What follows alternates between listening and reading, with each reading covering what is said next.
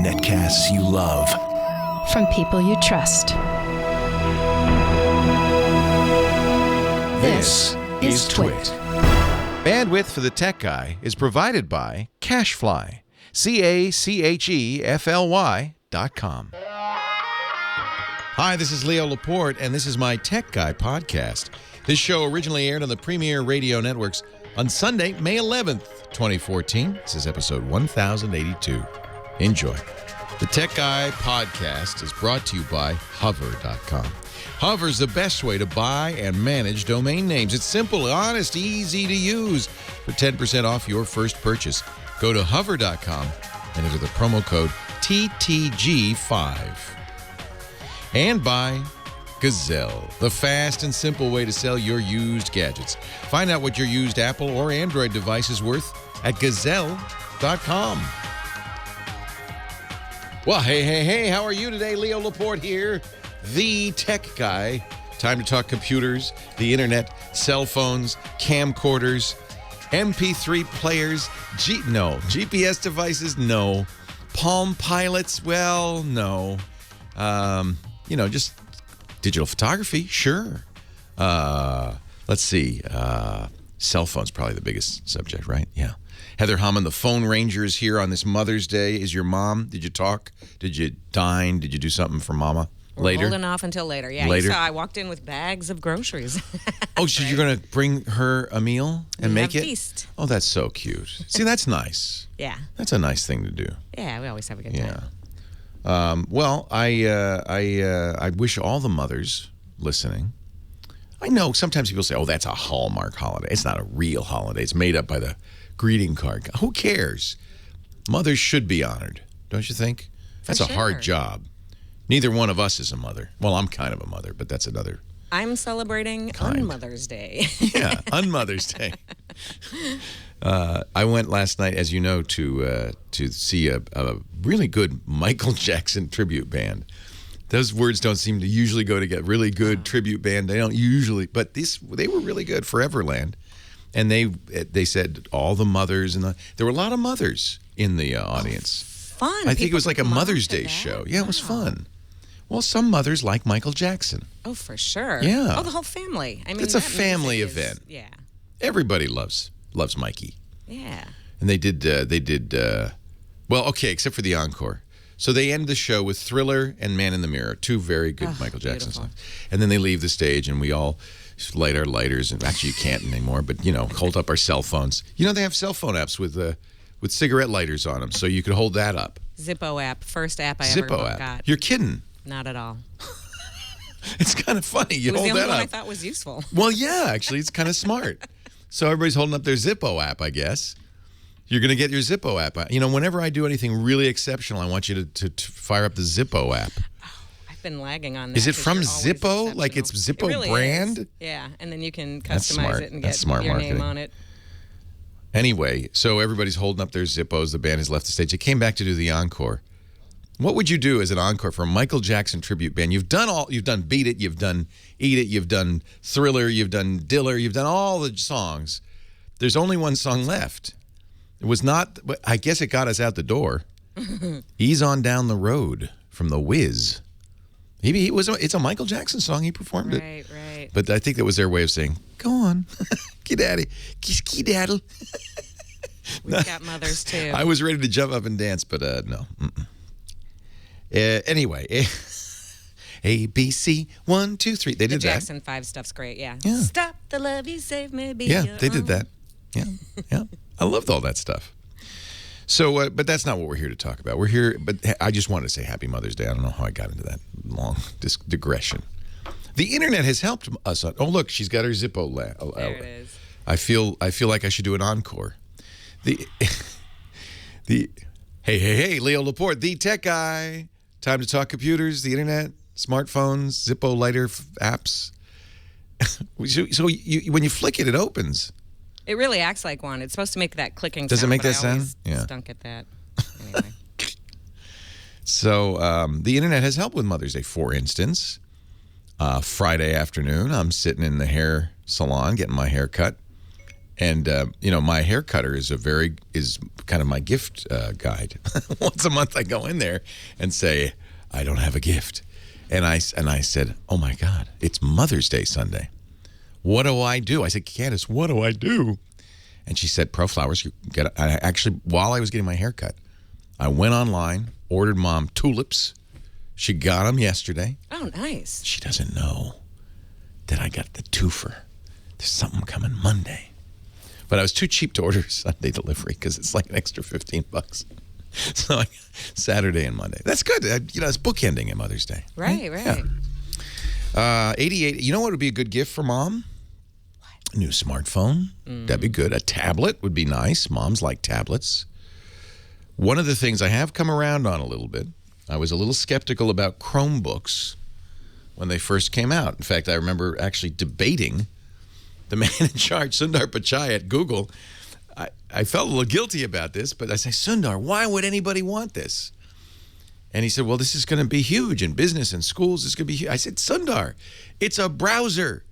You're basically saying take a multi-purpose, multi-function machine, the computer that has changed the world, and turn it into a browser. He said, oh, no, people want this. You'll see. And I was right for the first maybe year. But boy, has it taken off. And now I'm actually recommending them, and I'll tell you why. Yes, it's an inexpensive computer running Linux. You don't have to know any of that. Yes, it's just a browser, although the browser has become more and more capable, and a lot of extensions give it, the capabilities of practically of a desktop computer, with a few exceptions. It's not ideal for photo editing or video editing, although you can do both.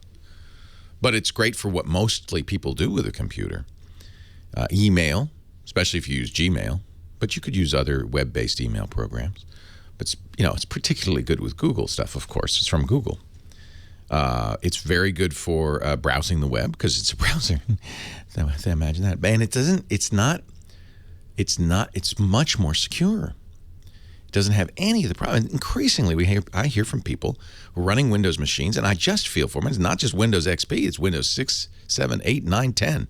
Whatever version of Windows you're running, you download something from a seemingly responsible company like CBS Interactive. You've heard those letters, CBS, Columbia.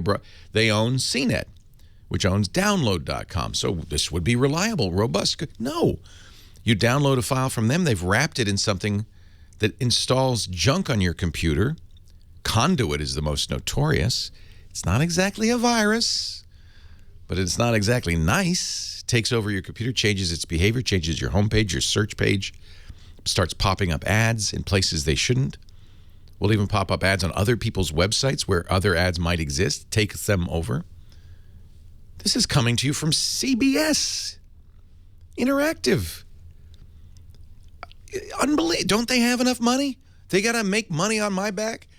Now, it doesn't happen on a Mac, doesn't happen on a Chromebook, doesn't happen on an iPad, doesn't happen on any tablets. It happens only on Windows. I don't blame Microsoft. I think early on, Microsoft probably didn't pay much attention to security. Most of us didn't because we didn't think it was an issue. Once the bad guys appeared, Microsoft got very serious. They do a good job of protecting you. Nevertheless, they can't stop you from downloading something and installing it. And that's what you're doing at download.com. And I hear from people all the time. We had a call. We spent a lot of engineering time from a listener who said, every time I go to the Tech Guy Lab site, when I click on the episodes page, I get a pop-up trying to get me to download malware. He says, your page is infected. I freaked out. I went to our engineers. Is our page? No, our page isn't infected. He's infected.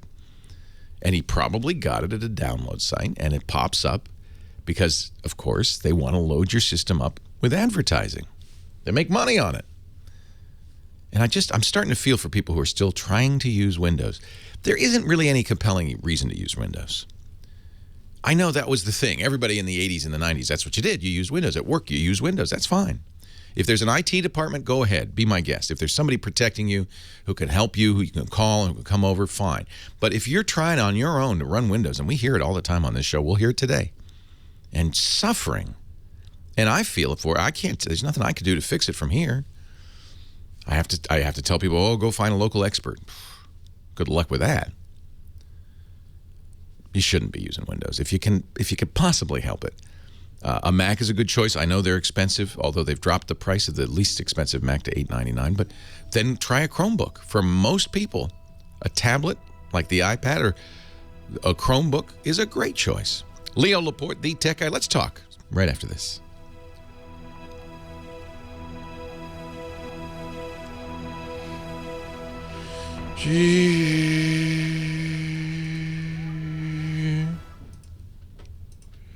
I'm looking at the man in the mirror. Can't operate at anything less than full speed. All righty. There are just too many operating system alternatives out there, says Robert Bigelow. Too much choice. Nobody should choose. Windows, okay, for gaming. But if you're a gamer, presumably well, maybe not. The burden is on you, right, to protect yourself. But mom and dad shouldn't be using a Windows machine. That's just bad news. And frankly, it depends what kind of gaming you're doing, because the truth is an iPad is probably better for most people for gaming than anything. For casual gaming, the iPad is a great choice. And the variety of games far exceeds anything on Windows. But what you don't have is really high-end first-person shooters. So it's a particular kind of gamer even. And gaming on a Mac, they've got Steam. I game on a Mac all the time. BioShock Infinite was great on a Mac.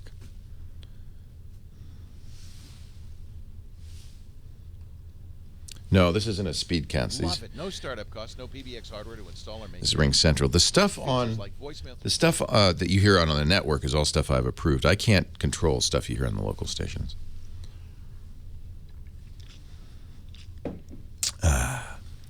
Well, you're a different kind of gamer, Robbie. That doesn't mean that... See, gamers are snobby.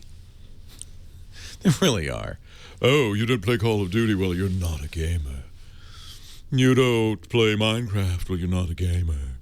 But the truth is, by far, the biggest proportion of gamers in, several orders of magnitude is on iPad. Far more than anywhere else. The iPad has basically killed handheld gaming. And so PC gamers are a particular type, but that's not gaming. I get that all the time. You're not a gamer. Yeah, because I don't play your game. Oh, you don't. Oh, my God. You don't play TF2? Well, you're not a gamer. It isn't meaningful, right? I play games, a lot of games. I play games, way too many games. We're in a Clash of Clans war right now. I don't want to play that. I don't know what to do.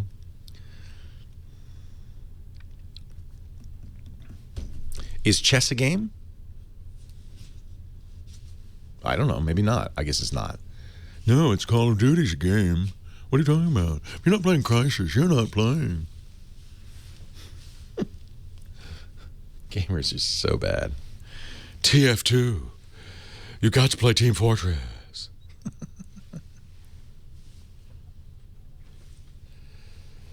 I think probably far too many people are buying computers. But you know what? I think people have realized that. You don't play Unreal? I did love Unreal. Unreal Tournament was awesome.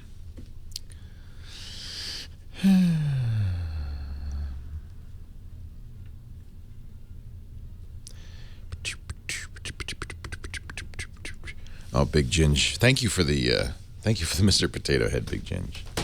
So, all right, help me. So we're at war. Oh, this is annoying, by the way. Thank you, Apple. Apple, what is this? Go away. Thank you. So we're at war. It's Battle Day. This is the one recommended. Let's see how it worked before. Let's see how the other guy did. Leo Laporte, the tech guy. Happy Mother's Day. 8888 Ask Leo. That's my phone number. If you want to call and ask a question or make a suggestion, give me a recommendation, give me a hard time, that's fine. 8888 Ask Leo. Heather, you don't. If somebody says I want to give Leo a hard time, you don't discriminate against them, do you? I say you can't do that. You say you could give Leo a hard time. I say have at it. Have He can at take him. it. He could take it. That's We what like- Give me a hard time.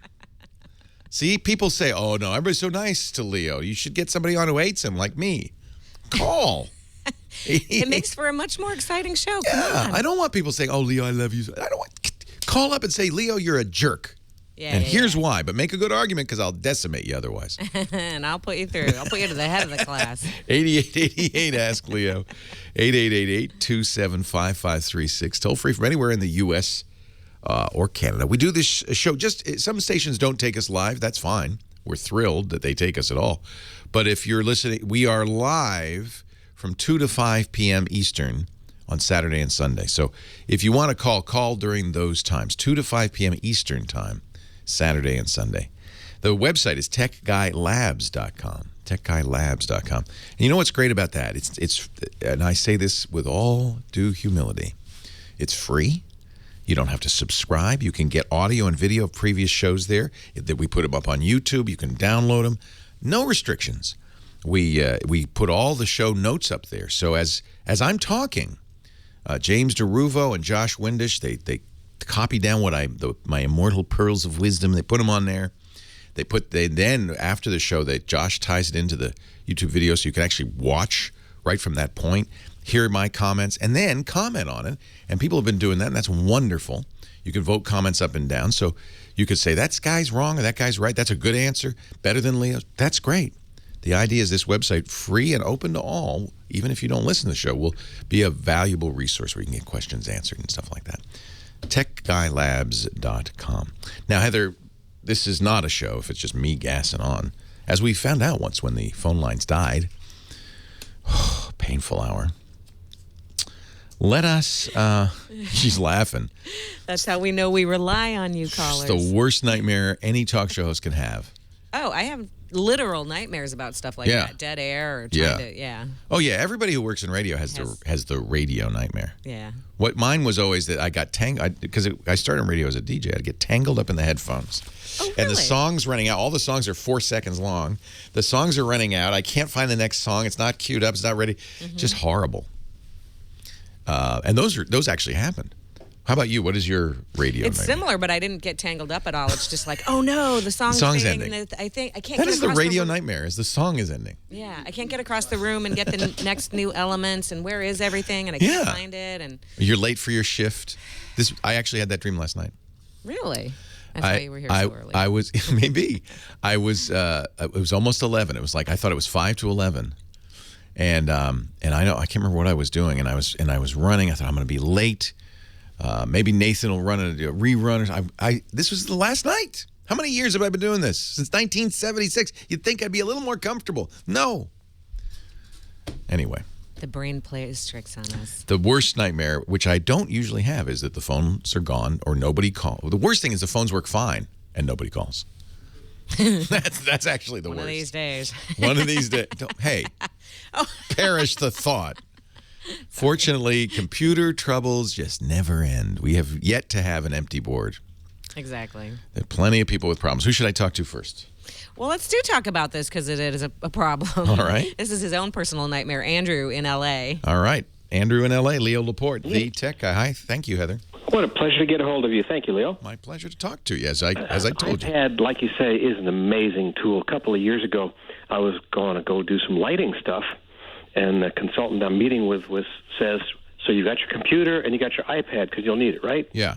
And I knew the answer, so I went right on down and bought one. Are you a gaffer? What's that? A lighting guy? No, not that. I do custom lighting controls. Oh, neat. Yeah, I've seen many times people use iPads. They used to use computers, but now can use iPads to control lights. Still use a computer, but the good thing is I can remote desktop to my computer, and I don't have to carry the computer around through the building. What a nice idea. It's I didn't a even think of that. That's I've great. got a couple of questions. First of all, just some information to help everybody. Yes, we can run Flash on the iPad. How do you do that? Well, by remote desktop. No, go get the browser called Puffin. Puffin. Puffin. All right. And they run the Flash on their servers and feed it back to you. Yeah. Skyfire does that, too. There are a number of browsers that do that. And it's great. So here's my big deal. I'll be honest with you. I wish they'd kill Flash dead, but okay, go ahead. You got to use it, so.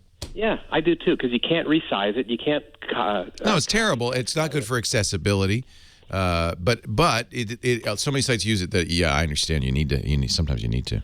Well, here's my phone call. The basic. You've got a big mouth, and the whole company here, the whole country hears you. I do have a big mouth, and that's a compliment. So for accessibility, when I use my iPad and I'm responding, and I pop up a help window on eBay, or I go to the App Store, it pops up a little tiny square window in the middle, and you lose the entire real estate. It's only using a third of the screen. So annoying, isn't it? I have commented to Apple on forums, on quotes, on chats. Nobody gives a crap. So what is it exactly that's popping up? Is it an Apple thing? When you go to the App Store and you tap on any given app, it only shows up in the middle. Oh, I see what you're saying. Yeah, because then you can. So you got to understand, Apple is treating the iPad as scarce, very small. It is scarce real estate, very small, and they want you to be able to use it with your fat little fingers. So they've got to make stuff big so you could tap it. Right, but in some ways, to me, the worst thing they could do is make it small, and I can't quite hit that X. Oh, that's not the worst thing they could do. There are two more things. Yes. One is they can hide the scroll bars until you're actually using them. Yeah, that's the new thing, yeah. But fortunately, on the new OS X, whatever, you can use it, but you can fix that. You could turn it back on, that's right. Right. But not on the iPad. I'm on iOS 6 on my iPad, 5 on my phone, and I'm happy not to have screwed up maps or screwed up operating systems.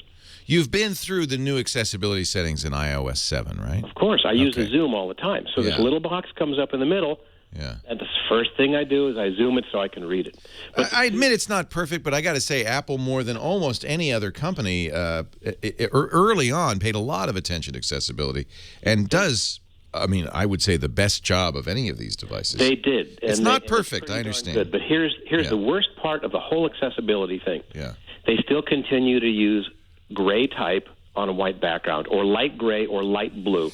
Yeah, and on desktops you can often set a high contrast mode, right? Which to those people who don't have issues looks horrible, but people who have trouble seeing, it's great because it's something yellow on black or white on black, and right. I don't want to change the whole operating system just to make one app work so I can read the darn thing. I mean, they do have reduced transparency, darker colors, reduced white point, but they don't have that thing that Windows has, and maybe the Mac has the high contrast mode for people with low vision. I bet you, let me see if I can find it, that Apple has a place to write for this stuff, because they want to get accessibility right. Leo Laporte, the tech guy. I'll let you know. Let me find it.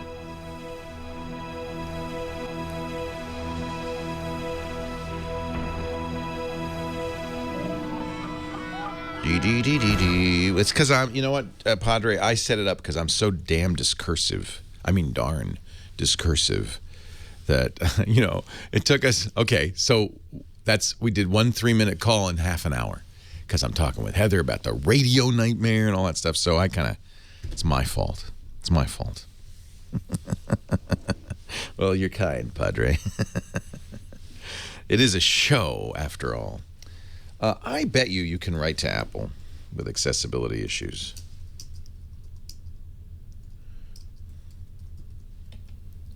I bet you they do that. Is it hot out there? You look so summery. It's really getting up there. I brought my jacket, but because it's always freezing in here, but it's not today. Yeah, we've been having it was 71.3 degrees yesterday. Yep. So it is again. 71.3. I don't understand that. There's something magic about 71.3. I like it. Well, I don't. Well, you'd be cold, but I'm like Letterman. I don't like to sweat. Josh Windish, as I live and breathe, wearing a Gowalla shirt. Yes. That's vintage. This is for GoFund that I have an idea. Bring back Gowalla. I loved Gowalla. Get Joshy's little head on the camera so people. He does have an amazingly small head. Come here. Everyone wants to see you. Oh. Yeah. It's Josh. Yeah, and his Gowalla shirt. Turn to your left, Josh. Your left. Yeah. There you go. That's nice.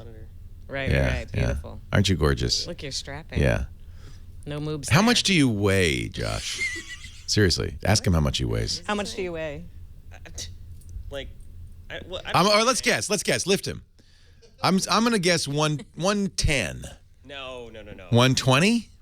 You're getting close. Oh, my God. He weighs half of me. 125? 125? 130? 130? 140? 125. You can't weigh as much. 120 freaking 5? Oh, I was right. Sometimes it's 130. Sometimes it's 130. 125. When he eats a burrito. Holy it goes cow. up. Holy cow. Leo Laporte, the tech guy, 8888. Ask Leo. I'm just looking, Apple has a great accessibility page for iOS, apple.com/accessibility/iOS. And they do have a resources tab there, which you can click. And there's a discussion list. There's a lot of places where you could go. And if you want to improve accessibility, Apple wants to hear from you. Particularly if you have a disability that's maybe unusual or they're not responding to. This is a great opportunity. So if you go to, again, apple.com/accessibility, let me look. Apple.com/accessibility. Click the resources button. And they have communities you can participate in. There's a discussion list. There's a podcast, audio and PDF on how people with disabilities can use OS X. But they also have an email address. Apple welcomes comments and inquiries about the accessibility of our products. The email is accessibility@apple.com. And my experience with both Apple and Microsoft is that they are very interested in hearing from you and very responsive.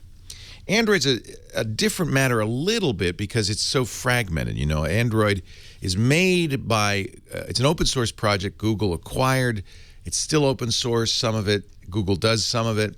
Some companies use Google services, some don't. It's very fragmented, but I'm sure you can email Google as well. Because all these companies understand that this is, first of all, very important and the right thing to do, but in some cases also their legal obligation due to the ADA. So accessibility@apple.com. That's the way to respond to, just don't call me. I mean, you can, and we can talk about it, but really go to the source. 8888, Ask Leo. Joe's in Tampa, Florida, our next caller. Hi, Joe. Hey, Leo, this question is about the Obi-Hi and the Google Voice there. I have one of their phones, and they just sent me an email here saying that the XMPP server will no longer support third-party traffic as of the 15th of this month. 4 days. And, I have an Obi-Hi. Let me just tell people what it is because I recommended it for a long time. It's great. It was an inexpensive little plug that you could connect to the internet at home and connect a regular phone to, and suddenly you've got internet phone service. One and only one of the ways, there are other ways that you could use it, was with Google Voice, and you could use it for free. But it was a hack. The way they were doing it was I don't remember setting it up, but you had to kind of give them access to Google Chat. And they were using Google Chat. In fact, if you look at your voice settings, Chat became one of the phones. Now, the problem is Google discontinued Chat. They replaced it with Hangouts some time ago, and they announced that as of May 15th, they're going to take the server down. It's what's called an XMPP server, as you said. I was disappointed by that choice. I think XMPP is a great open standard that can be very flexible and really great. But again, Obi-Hi was sitting on top of a Google service in a way that was a hack. It wasn't, never guaranteed to be supported. So what do you do is the question. And Obi-Hi has alternative ways you can do this. I don't know if any of them are free. That was the beauty of Google Voice and the reason I recommended it. Mine's not going to work either. Yeah, they've got the Amio and the phone power that they're pushing off at like $40 a month. Right, and which is frustrating. Yeah, you might as well go with Magic Jack or one of the other ones that are, but that's rather disappointing. My other question, if I may, is I'm visually handicapped, and I was wondering, other than the iPhone, if there's any phones out there that you would recommend for somebody that's blind for voice commands.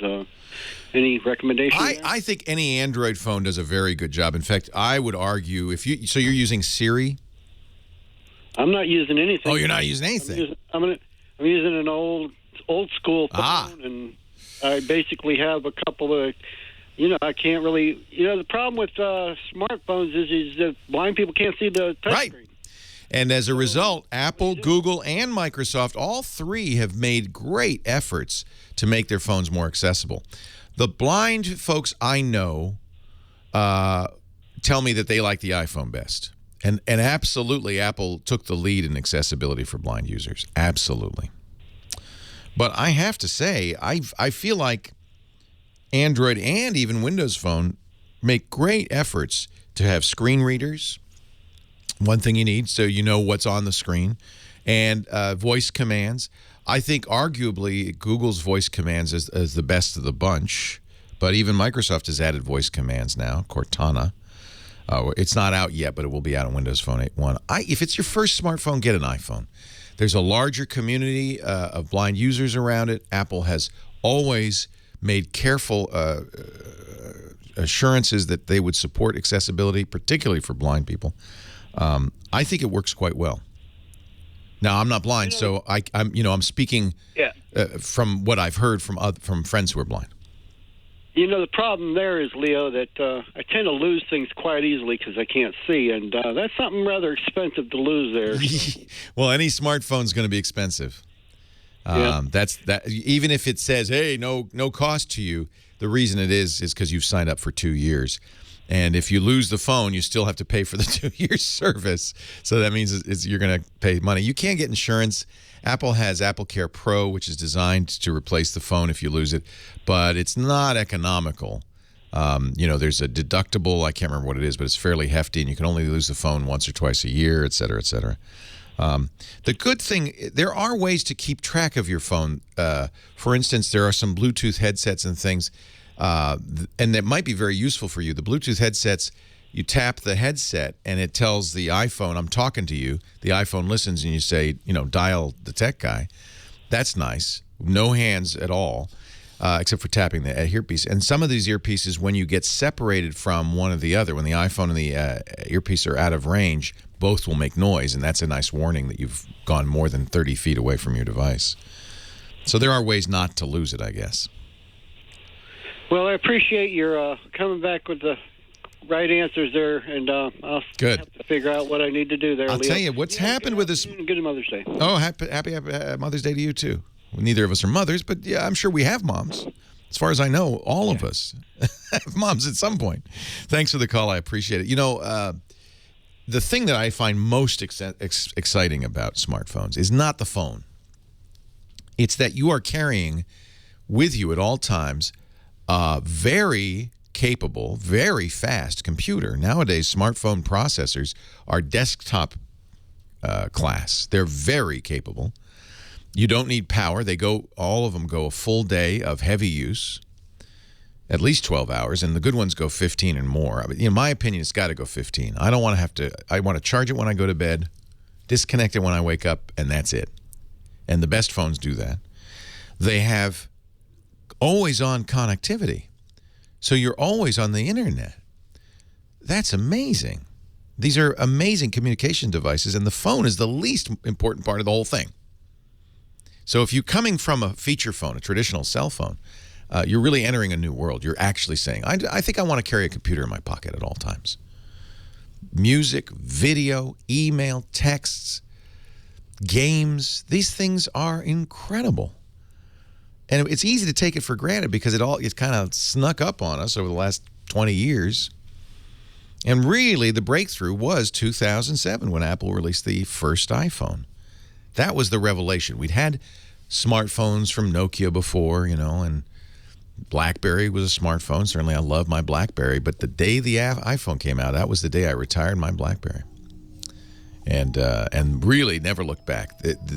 Now, I carry a HTC One, the latest HTC One these days. That's my favorite phone. But there are great choices now. And these things are amazing. Leo Laporte, the tech guy.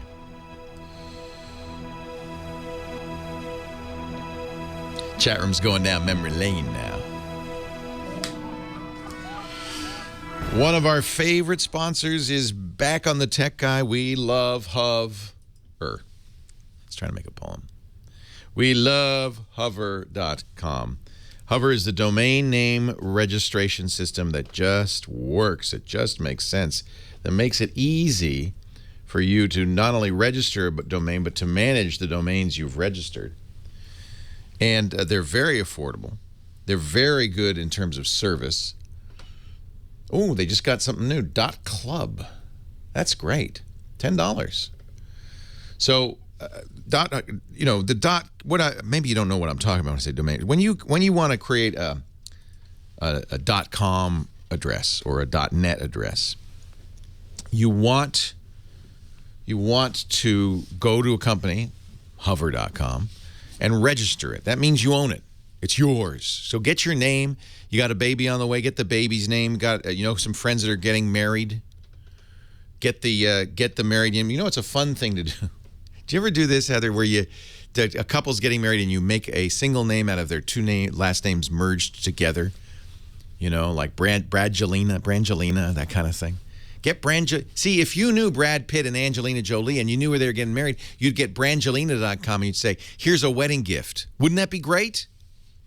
Hover.com. Hover is always there for you. I wonder if, let me just see, is it Brangelina? How do you, B-R-A-N? B-R-A-D? Bran. B-R-A-N. Jolina, yeah. Joe with a J-O-L-I-N-A, like that. Brangelina. Let's see if we can get it, Brangelina.com. Maybe I could give it to them. It's a little late. But you know what? Maybe they'd like me. No, Brangelina.com. Yes, $15. I really should go out and get that. .net. See, Brad. Did you put an O in there, though? Look, there's .academy. Wow. Am I spelling it wrong? Brangelina. Gel, G-E-L. G-E-L? Jelena? No. It's Angelina Jolie. It has nothing to do with her last name. It has nothing to do with her last name. Brad and Angelina. Sorry. Well, it happens that that's also available for $15. But look at this. .academy? If you want to start the school of Brad Pitt and Angelina Jolie. What about that? .org, .info, .biz, .aero, .bike, .cab, .camera. Look at all these new ones they've got. They're so cool. Everybody always wants .com, but sometimes, .net's better. There's this new .club, which is great for a social group. Twit.club, we really should start. We should do that. It's kind of nice, like the Florida Rotary Club.com should be FloridaRotary.club, right? Lots of choices available you can search from. Look, there's a sale on Brangelina.co. .contractors, .construction, .cool. Brangelina.cool. I want it. Brangelina Directory, .domains, what they've added a lot. Brangelina.guru. That's me. I'm an expert on Brangelina. Brangelina land. Am I spelling it wrong? It's with a G? Well, anyway, you get the idea. Hover.com. Okay, now, here's the other thing. You pick one. It's like a couple of clicks, and you own it. Not like some of those other places where there's 50 clicks, and you got to say, I don't want that, I don't want that, I don't want that. They give you what you need automatically as part of the price. Who is privacy, so nobody can get your home address or home phone number. Easy to use, powerful tools to manage your domain. And, of course, the best 24/7 support. In fact, they've got a no-hold policy. When you call them during business hours, you will get a rep that will handle your problem, answer your question, and is empowered to do it right. You can even get just about anything? No. Hover.com, use a promo code TTG and the number 5, and you will get 10% off your first purchase. Hover.com. It's really a great way to do it.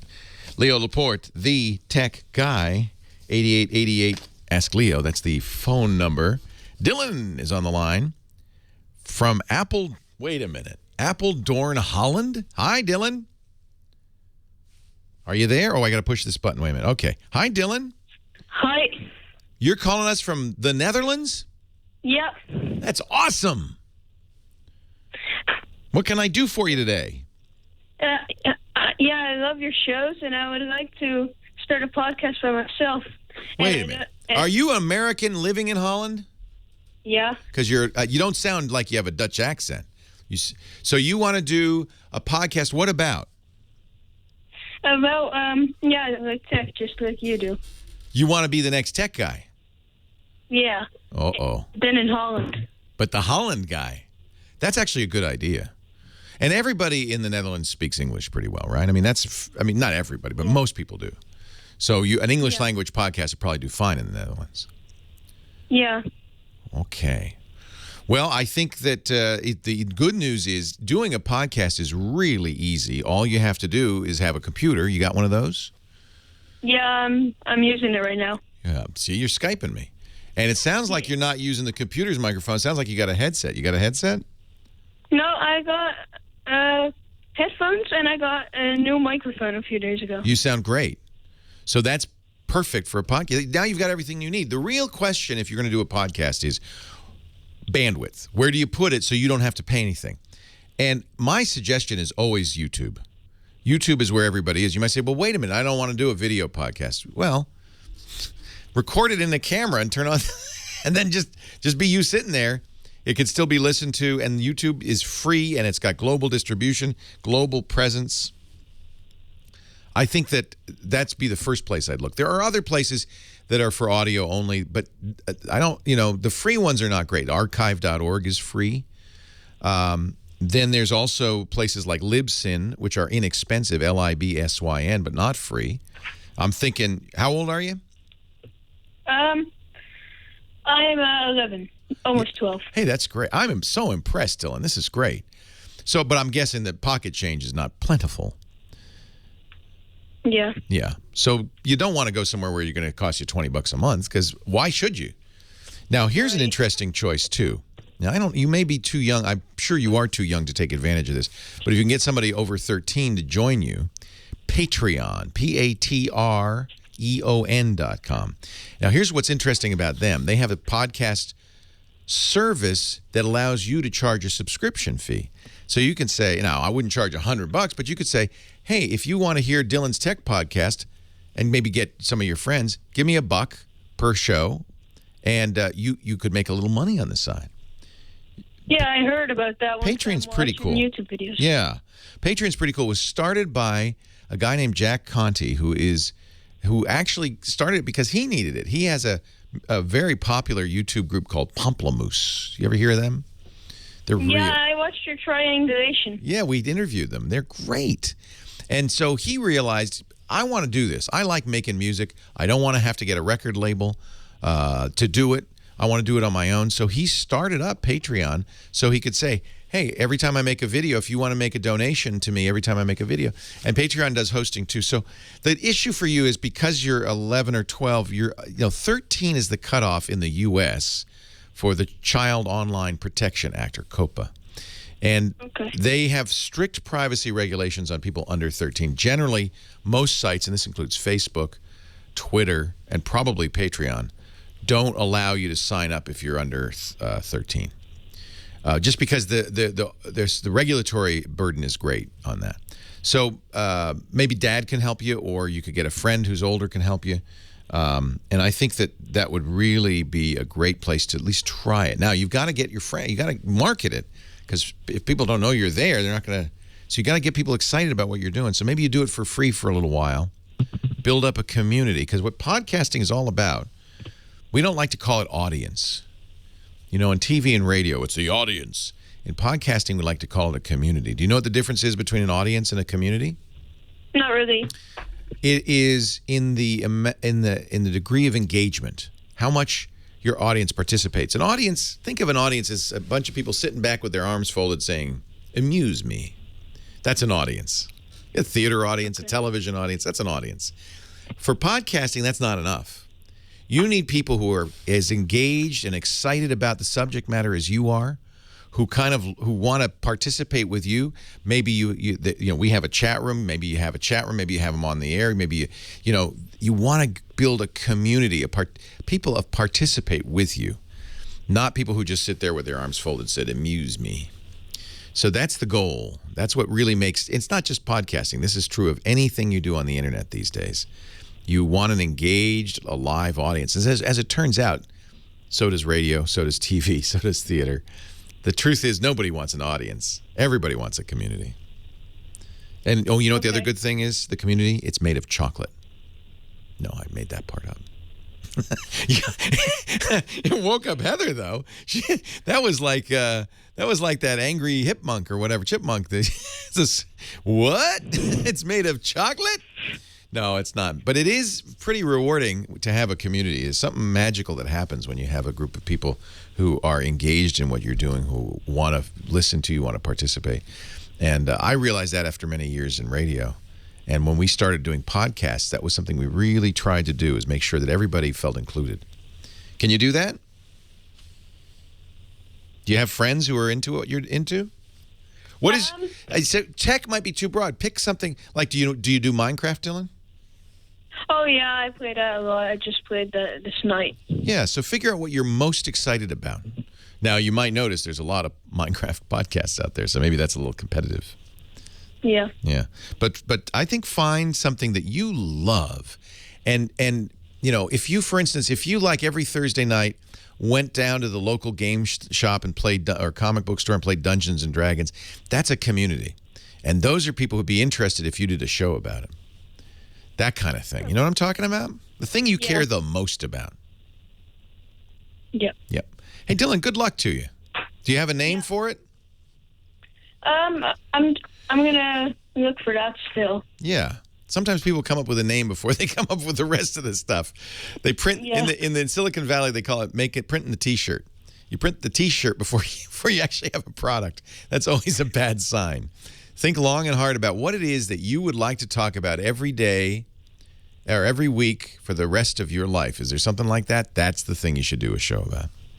Yeah. All right. Okay. Hey, it's great to talk to you. Good luck, Dylan. Yeah. Are you going to stay in Appledorn, or are you coming home, or what's the plan? Well, we moved here like 4 years ago, and I'm planning on moving over when I'm older. Yeah, but your folks are going to stay there, huh?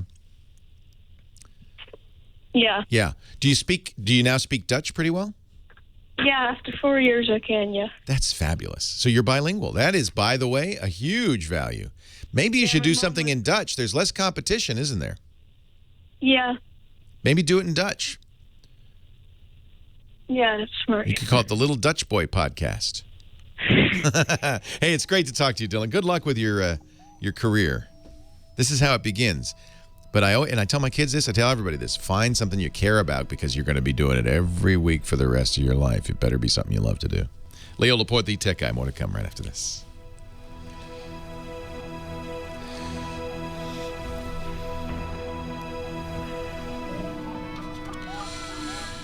So, there is a log. You don't know where the log is, I bet. It was never printed out. The log for Saturday is the same as the log for Sunday. It's like riding a buggy.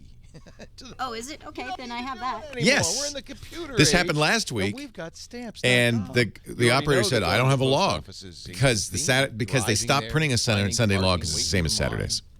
So just use the Saturday log, and then I'm sure I had that Carbonite ad. I might have missed some billboards in the first hour, so let me know where those are. You had an Epson. You had an Epson in the first hour. So I'll do an Epson coming back, and then just from now on, I don't have a log, you do. So you'll have to let me know what the billboards are. On international mail. Okay, And the spots. The Carbonite one was right. So the next hour's billboard will be the DSL Extreme, and then I guess you have to...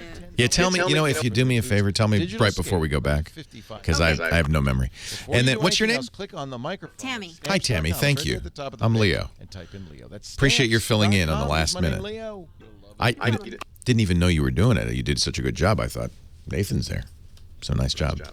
Yeah. Oh, thanks. I usually run the Randy Rhodes show. Oh, I love Randy Rhodes.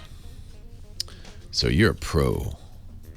Indeed. Tammy's a trained professional.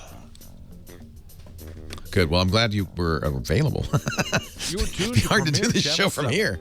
Leo Laporte, the Tech Guy. All right, Tammy. Thank you. 6 minutes past. From Premier Radio Network. Lunchtime? Lunchtime. Yeah, let me see what they got at the Pelumamake. They have the Italian wedding soup. I had that yesterday. It was quite delicious. They probably have the same soup. Yeah, they probably do, don't they? They don't seem to make new soups on the May 11th. Well, maybe they have Mother's Day soups. You know, what I'd like is some smoky ham chili, a medium one. Thank you, sir. Yes, sir. Thank you. Who doesn't love Randy Rhoads, right? It's Randy with an I, not Randy with a Y. Because Randy with a Y be Liza.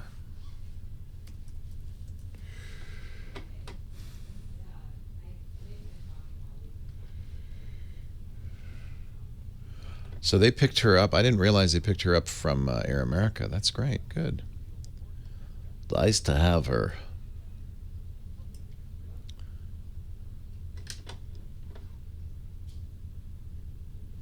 Yeah, that's a harder show. Wait, you had Monica Lewinsky on. Wow.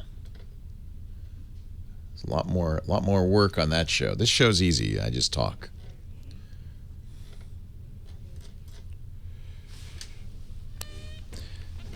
Does Randy do it from a remote location like me, or is she in studio? She's remote. We talk via the video cams and. Oh, fun. And she's over in West Palm Beach, Florida. Yeah, nobody does a show from a studio anymore. I was in Sherman Oaks last year, and it's like dead. I was like 2 shows out of there. Everybody's working on. Why wouldn't you, right? Bread of Life is very good. I know that bakery. I know that bakery. Providence is actually kind of a cool place now. Not when I lived there.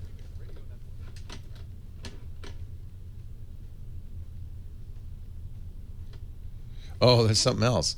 The sacramental bread. That's not the one I was thinking of. There's a really good bakery in Providence. No, I don't know Bread of Life. They make sacramental wafers. Wow, you wouldn't think there'd be a competitive market in communion wafers.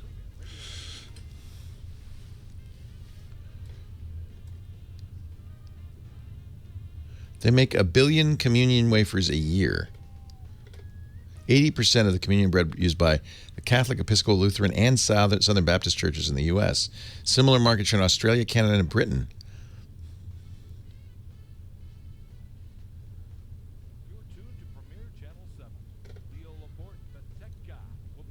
It doesn't? So, Reverend Rob Deedle, Episcopal priest, said this is a perfect communion wafer. It doesn't crumb, and I don't like fragments of our Lord scattering all over the floor. Well, I understand that. A few years ago, the congregation switched to the wheat wafer the Kavanaughs made from the white. Oh, they have a whole wheat wafer.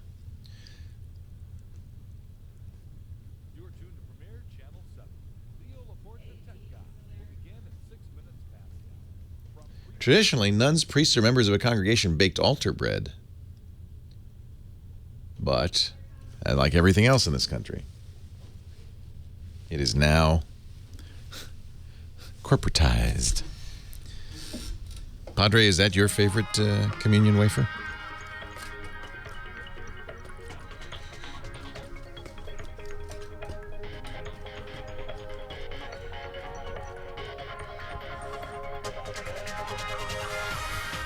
Did you want to do the Epson bill here? Usually I don't do it at the top. I'll do it in the next break. Okay. Thanks.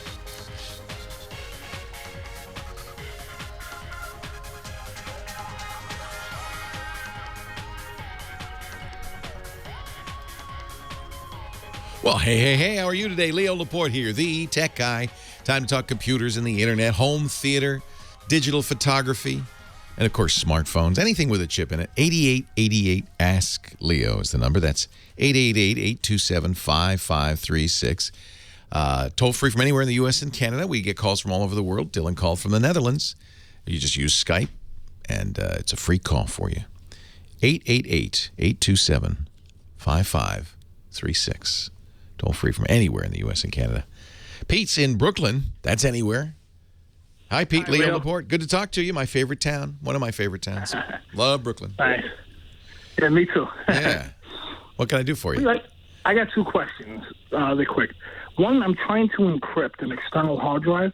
Yep. So basically that anyone, let's say they were to use my computer, in order to access it, they'd have to enter a password. Yeah. That's one. Yep. And 2, a couple of weeks ago, somebody called about the Android box I think they bought on Amazon. Yeah. It was I bought one, but I don't know how to add the channels. Is there like a link somewhere that you would know? What was the name of that? Was it the G? What was it? The G box. Yeah, it's a Maricom or something. Yeah, Metrocom G box. That's Metrocom, it. Yeah. I don't. I never did get it. It's XBMC running on it, so I don't think it's too hard to add the channels. You may need to install this. Does it seem to have software running on it? Yes, it has it has Android, and then there's a launcher where you can select XBMC. I'm new to XBMC. Yeah, I think you launch XBMC, and it may be you need to add a plug-in for a channel guide. You know what? I'll watch the chat room, and I'm sure that they will have. In fact, if you can get in there, some of them have it, and they'll have an easy answer for you. I haven't used it, so I'm not an expert on it. But I'm glad. So it works, but you're just trying to get it configured. It's all under $100. It's kind of a neat idea. Nice. Yeah, it looks a little bit like an Apple TV. It's a little black box, but it's running XBMC and Android. Yeah, it's pretty nice. I was trying to set it up Friday night, and it was asking me for like a repository name. Yeah, so that's put in a link. Yeah, that's okay. So it's looking for data basically. There's two things, of course. You can add apps from repositories, but it sounds like when it says repositories, probably looking for where the guide information is, and that's kind of the issue. Is with all of these is guides traditionally cost money. If you buy a TiVo, for instance, you have to pay a subscription fee of $15 a month, and that's pretty much for the guide. So getting a free guide is, that's. I mean, there are free guides. I'm not sure exactly how it works though. Red Penguin says repositories are the places that store add-ons. I'm guessing you need an add-on for the program guide, and so first you have to find a repository. If you Google XBMC repositories, you'll find an address of many of them. But do you have to install, like, let's say, from a zip file? It probably is an APK, but that's again, I don't know. I'll tell you what. I will keep an eye on the chat room. I'm sure somebody will tell us there and fill us in. You said was that your question, or did you have another question? No, well, the other question was I have an iMac. Oh, the hard drive. Yeah. So let me answer that, and while I'm answering that, I bet you the chat room will give you some suggestions, and I'll relay them off to you. So all operating systems have built-in encryption capabilities. A Mac has a file vault. Windows have BitLocker. Those are the easiest to use because all you have to do is you do it from the operating system and turn it on, and generally speaking, it's very convenient and simple.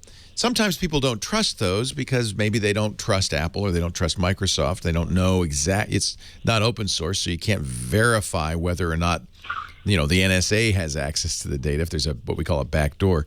So people who are paranoid will use an open source program called TrueCrypt. That's available from TrueCrypt.org. A little more complicated to use, but many more features.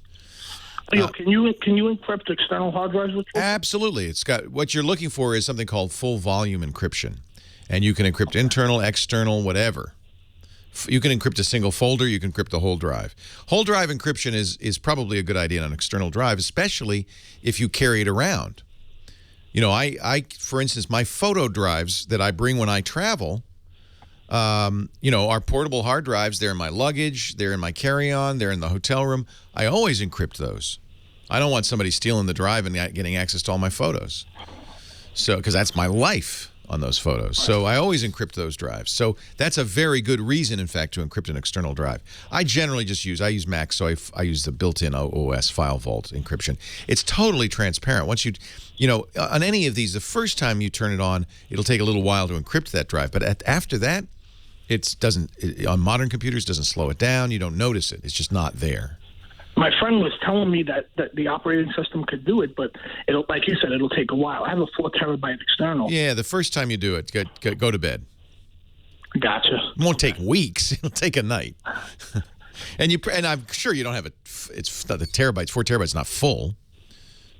Almost. I got about maybe 500. Holy moly! There's a lot of videos on there and stuff. Yeah. BitTorrent and So the chat room says that the best repository, or at least one person in the chat room, likes SuperRepo, SuperRepo.org. There is a wiki at wiki.xbmc.org that has lots of information. That's probably a good thing for you to know about, wiki.xbmc.org, because you can then find all of the information you need about setting it up. xbmchub.com, Darth Satan in our chat room says is a good place also for information. xbmchub.com. Basically, you're having to learn how to use XBMC. Gotcha. Leo, thank you very much. Love you guys. All right. And the chat room. And next time I'm in Brooklyn, we'll share a bagel, maybe a pizza. I wish, definitely. All right. Take care, Pete. Brooklyn's such an interesting town. People don't. It seems like people don't leave. If you grew up, if you're born in Brooklyn, you stay there. Pretty much stay there. It's like you're in heaven already. Why? Where else would you go? 8888 Ask Leo. That's the phone number if you have a question, a comment, a suggestion. Tom's next, Riverside, California. Hi, Tom. Hi.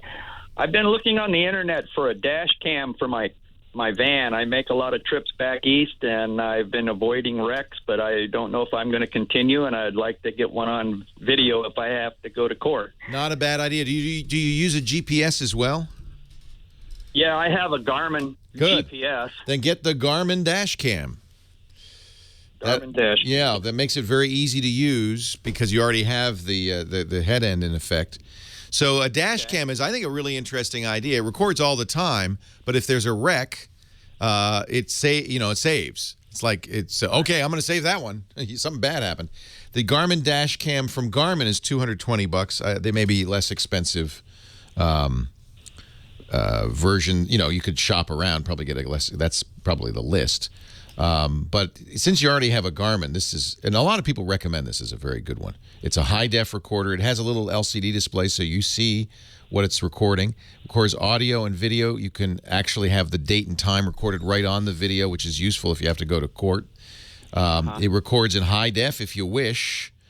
It uses its own built-in 4 gigabyte card to record to and loops it around. Now, 4 gigs is probably enough to loop, an hour's worth of recording or more, several hours actually.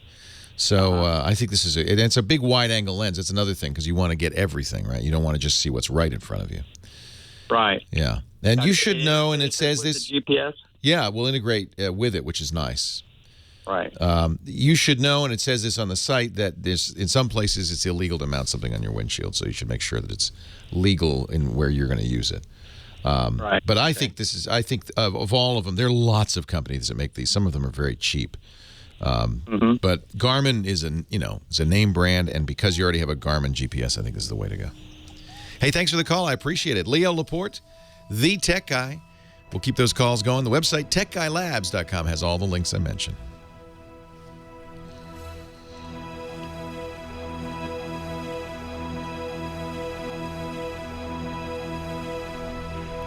You rock.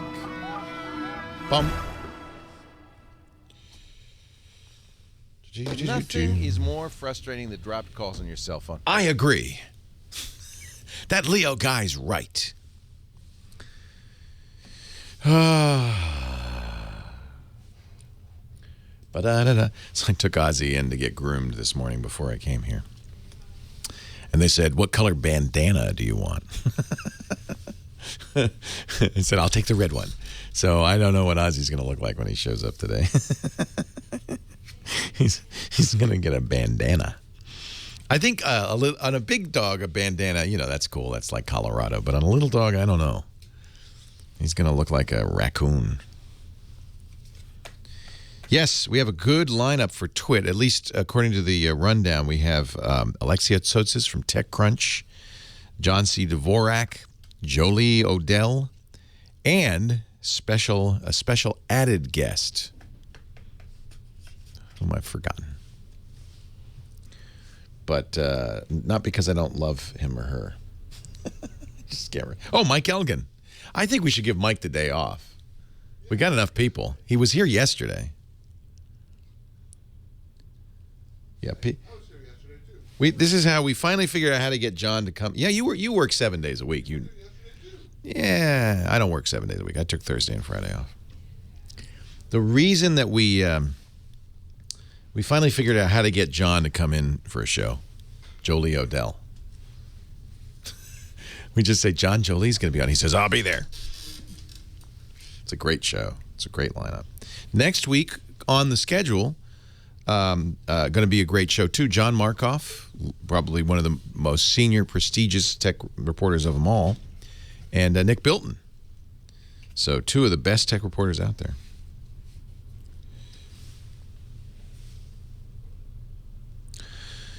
Yeah, Elgin is a harder working guy than I am even. And I've been trying to get Alexia on because she's the one who wrote the article on TechCrunch that Google Plus is The Walking Dead. Ozzy is at Papillon. No one knows how old Nick Bilton is. He could be 15, he could be 50. It's unknown.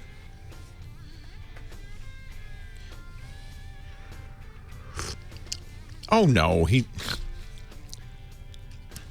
It's not much John could say that would get him canned.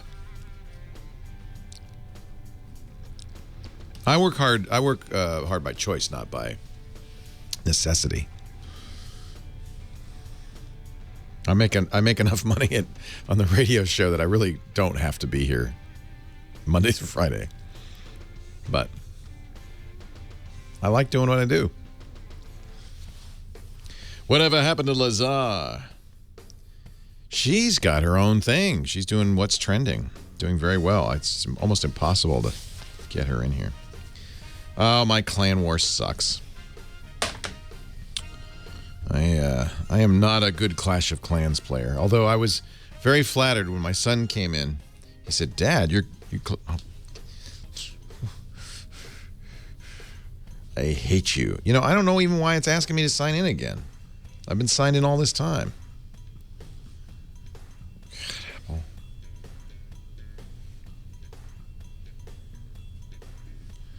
And then I have to use this crap Apple keyboard. God. Is caps lock on? Is it not on? I have no idea. It's the worst keyboard for entering passwords.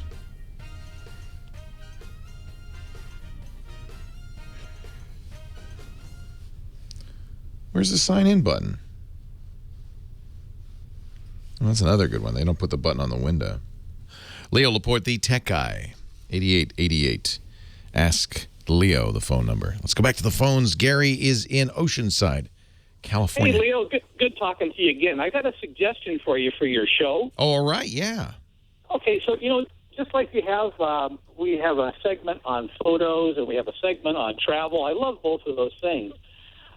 I want to urge you to consider putting on something called, I know you had a show before called The Cord Cutters. Yes. Have a 5-minute segment of that, and then also do another segment called Contract Cutters.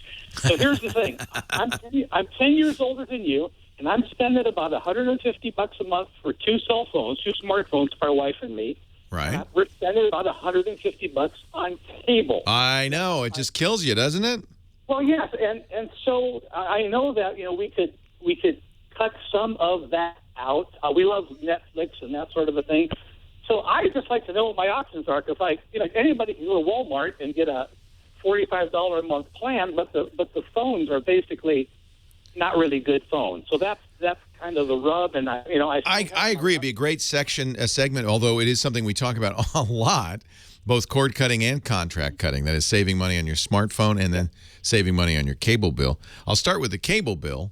Of course, a lot of the content that you watch is available on the internet, and the cable companies know this, and it frankly worries the heck out of them.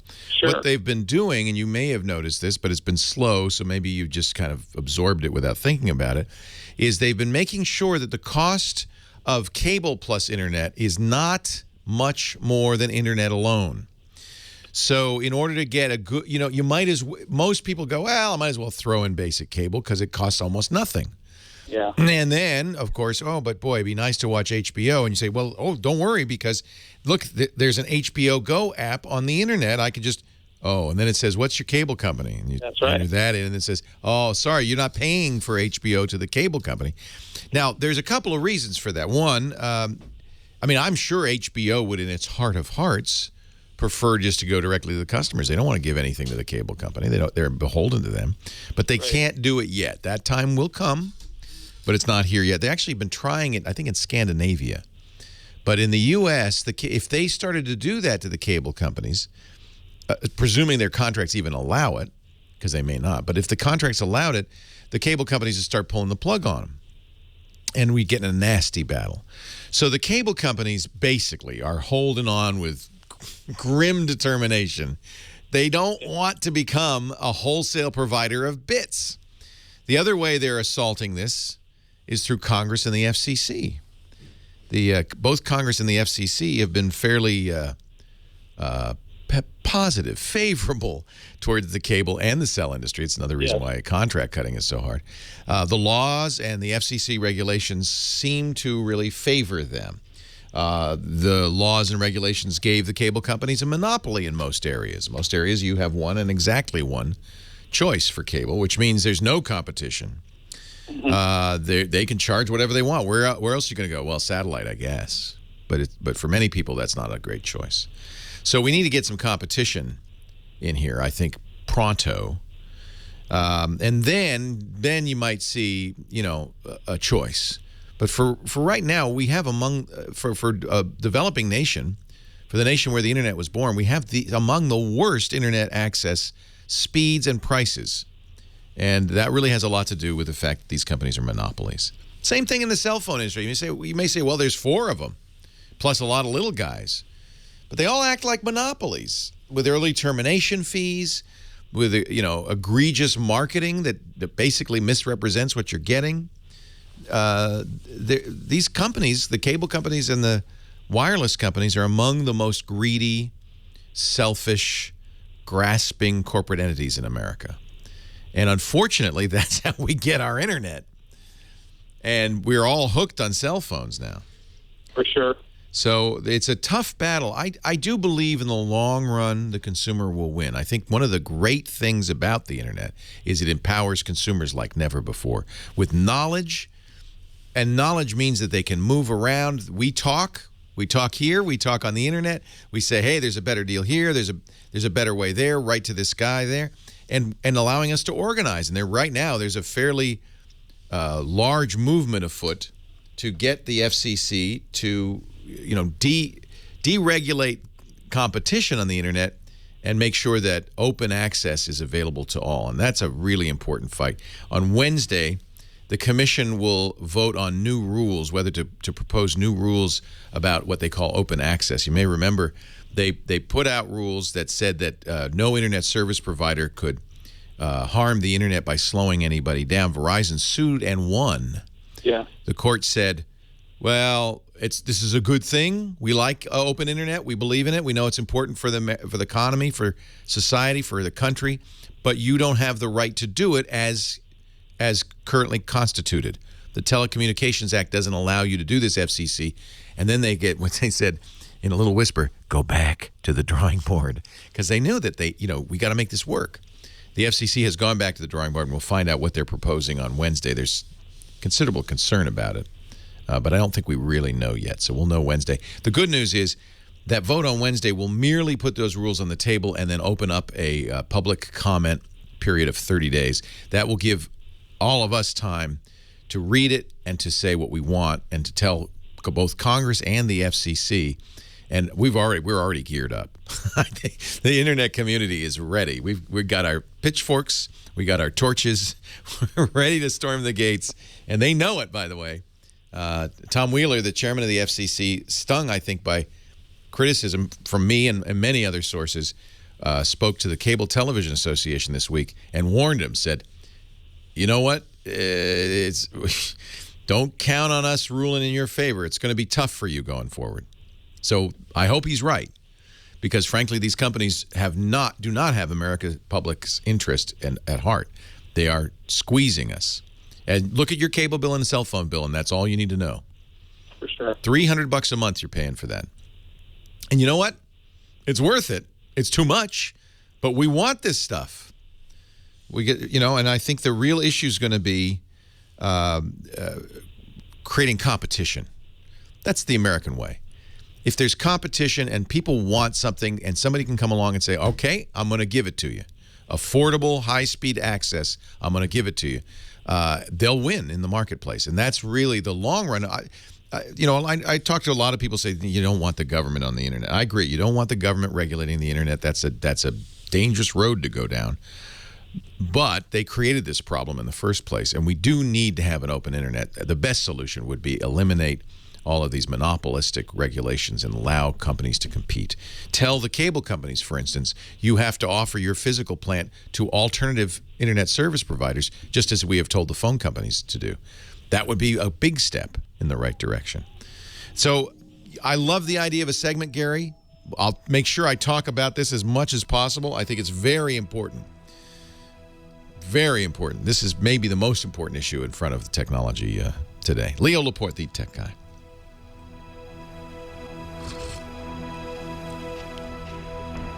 I saw a graph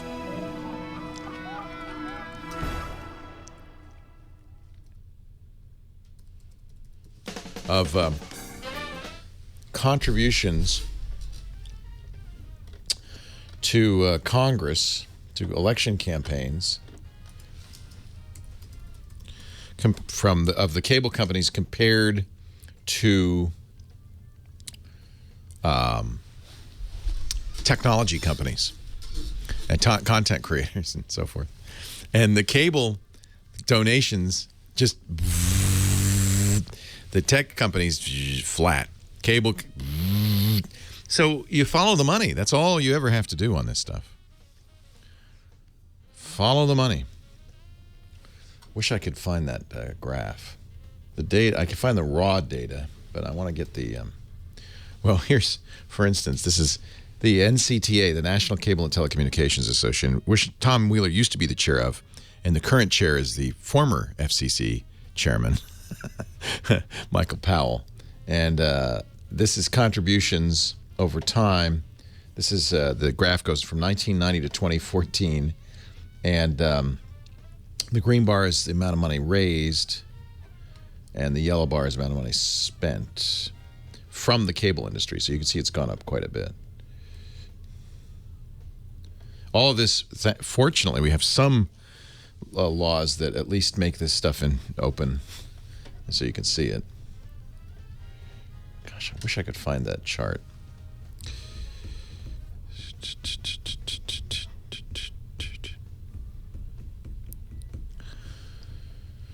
But, I've also, there was a good conversation on This Week in Law on Friday, which they talked about this notion of using Title II, the FCC declaring under the Telecommunications Act that broadband providers are common carriers, which seems to me like a no-brainer, and it's what I've been advocating.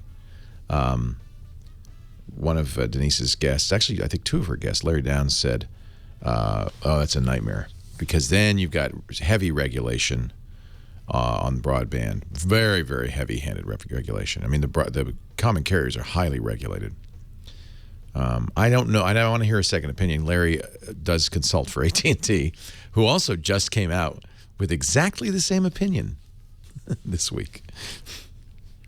So I understand people like Brian Brushwood are really concerned. And by the way, there's a real schism in the Electronic Frontier Foundation. You notice they haven't really been too outspoken on this because some of the members of the EFF's board really are terrified of government involvement in the internet. They really think that there's no case where that will be a good thing. And then some of them say, yeah, but we have to have these open internet rules.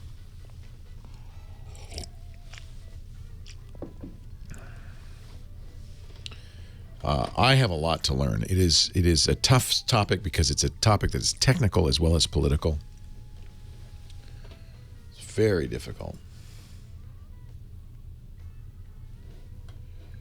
Very difficult stuff.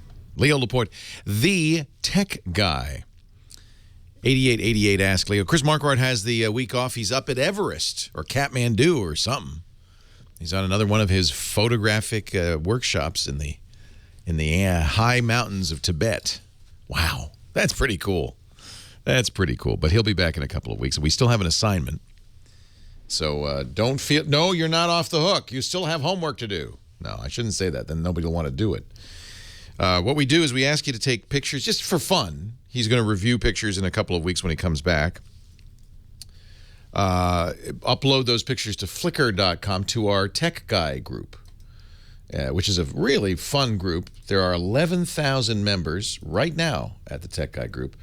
Our current assignment is rounded. Rounded. So, you have to take new pictures. This is not an excuse to take old pictures. I have to say the group has come up with some really good ones, illustrating the word, the concept, the notion of rounded. I like that. There's fun. If you go to Flickr.com, look for the Tech Guy group, 11,000 strong. That's how you'll know you're the right one. And it's free, of course. All of this is free. And there's no prize. There's just the satisfaction of knowing you have participated, and perhaps you will get picked. As one of the pictures Chris talks about. Roscoe in the chat room says, I took a picture of my belly. Mine too. That would work. Kathy in Laurel, Maryland. You're next. Leo Laporte, the Tech Guy. Hi, Kathy. Hi. It's really good to speak with you. Thank you. And I wanted to provide, hopefully, some encouragement to the blind gentleman who's considering getting a smartphone. I'm blind and in my 50s and have been using an iPhone since 2010 or so. And I wanted to say if it would make it easier for him to take the plunge that maybe he should buy an iPod. And like an iPod Touch? Yeah. It's the same as an iPhone minus the phone. Yeah, well, it would just give him confidence with learning pretty much what he needs to learn, and therefore it wouldn't be such a shock when he gets his iPhone if he goes that way. And like within 2 months, I had taken it on a trip and was using Skype in the hotel and all. I mean, it was that's so great. Awesome. So did you have somebody work with you, or were you able to teach yourself? I did have someone work with me, a friend that I met, and also there are lists on Google for both Android and the iPhone that he can check into. Good. Yeah, I feel like setting it up, turning it on is hard because you do need to be able to see the screen to turn it on. So once it's on, it seems like it should be pretty intuitive. I do know that if you buy it from the Apple Store, I can't speak for the carriers' stores, but I do know if you buy it from the Apple Store, they will set it up for you with you. Yeah, they will. That's what I did. You know, they set it up so that it would talk, and so it's really good, and they've helped me tremendously when I got a Mac at the store and over their 1-800-Apple number, and it's been great. Well, that's been my experience as well. I think Apple, they cost more, but I think that one of the things they put that money towards is excellent support and service. Mm-hmm. And, well, otherwise, for keeping track of it, I mean, I've never had a problem with it. I've known sighted people that lose their iPhones more than any of us have. It's really about personality, not about ability. Yeah. Well, couldn't he, use the holster or the armband thing? Strap it to your wrist. Yeah. No, actually, I had an iPhone case for a long time, the ROK form, R-O-K. In fact, I recommend this. These are great cases, R-O-K-F-O-R-M. And they have these wonderful cases. You can get plastic or you can get aluminum, which is more pricey, but they really are nice. And these cases have a few features that really make it a little easier to keep track of your iPhone. For one thing, they have a wrist strap on the case, if you wish, which will let you, put it on your wrist, which means you're much less likely to lose it. And it's always to hand. But they also have, on the back of the ROK form cases, they have special openings for attachments. So you can get for instance, I have a knob on my dashboard, and you click the phone right into that knob, and it's right there. You can have one by your bedside. You can have one wherever you spend a lot of time. It makes it very easy to have somewhere you put the phone. They also you could put a big magnet in the back, and that does not hurt the phone. These are powerful magnets, and I frequently would just put my iPhone on the fridge. Just boom, sticks right there. It's a great party trick too. So these are great cases. They protect, but I think they're very functional as well. And maybe a good way not to lose the phone. ROKFORM.com.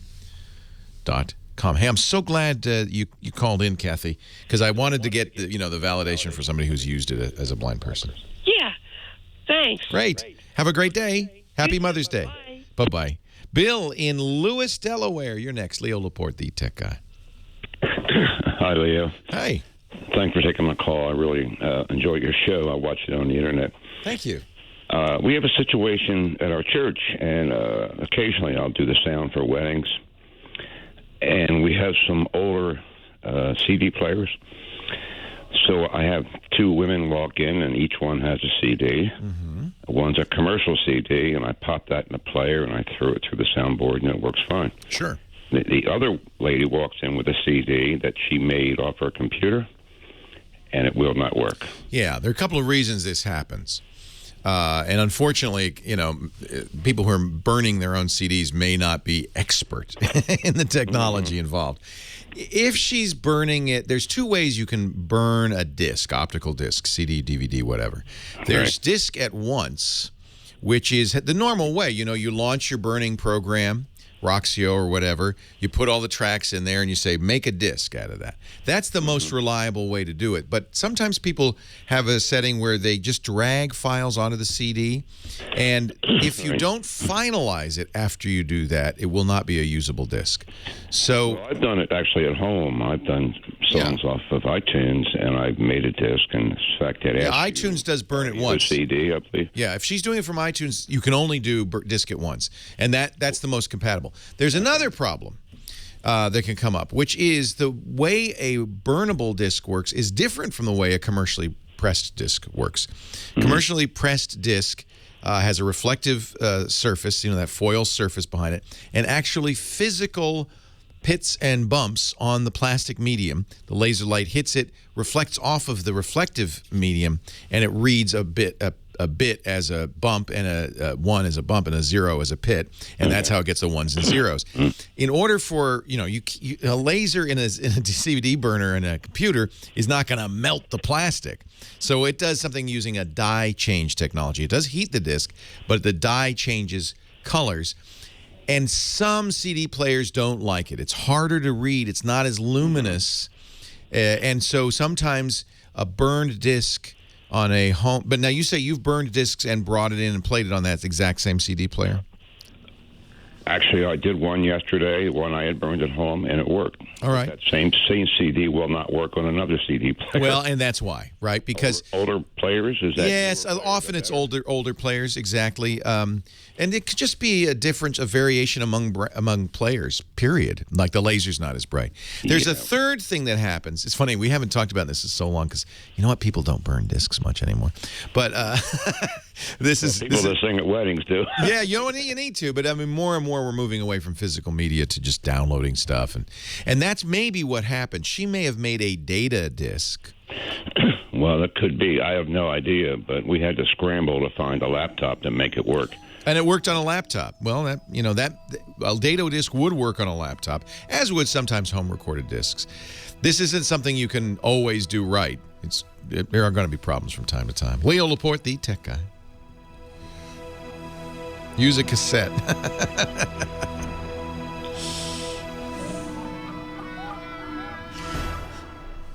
You know, that cup holder on your computer... Monday is the start of National can be used Small Business as a CD holder as well.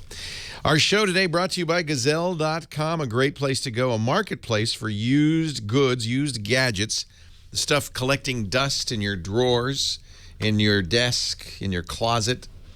In the case, I know two people, both of them hosts here at Twit, who have rented spaces for their old gadgets. Like they rent a room. Dick DiBartolo, he has the Gadget Warehouse, which is basically a place he just brings old gadgets. And John C. Dvorak. They both had so many gadgets over years of reviewing stuff that they just, they literally pay money to store them. This is not even if you have a lot of gadgets, these things can be turned into cash. With Gazelle, GAZELLE.com. You can sell your gadgets a fast and simple way. Let me tell you a little bit about how it works. Now, they don't buy everything, but they buy iPhones, iPods, iPads. They like the Apple stuff. In fact, they'll even buy Apple computers, Apple TVs, Apple displays. But they also will buy tablets from Amazon, the Kindle Fire tablets. They'll buy Microsoft Surfaces, Samsung Notes, Google Nexus tablets, the Asus tablets, and they'll buy cell phones even from BlackBerry. Now, you're probably not going to get a lot of money, but you know what? It's more money than you have right now with your I'm just curious. What's a BlackBerry worth? A Z10 in good condition. $45. It's better than nothing. On the other hand, what do you think an iPhone 5 is worth? You got an old, maybe you want to step up to the new 5S. You've been eyeing it. You got an old iPhone 5, good quality. If you unlock it, and they tell you how to unlock it, it's $225. Or you could send it to them. They'll unlock it, $185. Well, that's a good deal. Now, here's the best part. This price is guaranteed for 30 days. You do not have to decide today. So go and get a quote for all your stuff. You know, it won't take long before you can get into the thousands of dollars. And then you got 30 days to decide. Once you pull the trigger and say get paid, they'll send you a box prepaid mailer. So the shipping is paid on anything worth more than $1. And they will then turn it around very quickly. If you forget to wipe the data or can't, sometimes with the device you can't get it powered up or whatever, they'll wipe the data for you. And then they'll send you a check, a PayPal credit. Or if you buy a lot of stuff at Amazon, get the Amazon gift card because that's bumped. They bump it 5% just as a little, I guess they probably return the affiliate fee or something like that. GAZELLE.com. 30-day quotes. They will buy broken iPhones and iPads. Yes, they are worth more than $1. They're actually surprisingly valuable. Gazelle.com. Sell your gadgets the fast and simple way. Join the 700,000 customers to date who have been paid more than $100 million. Gazelle.com.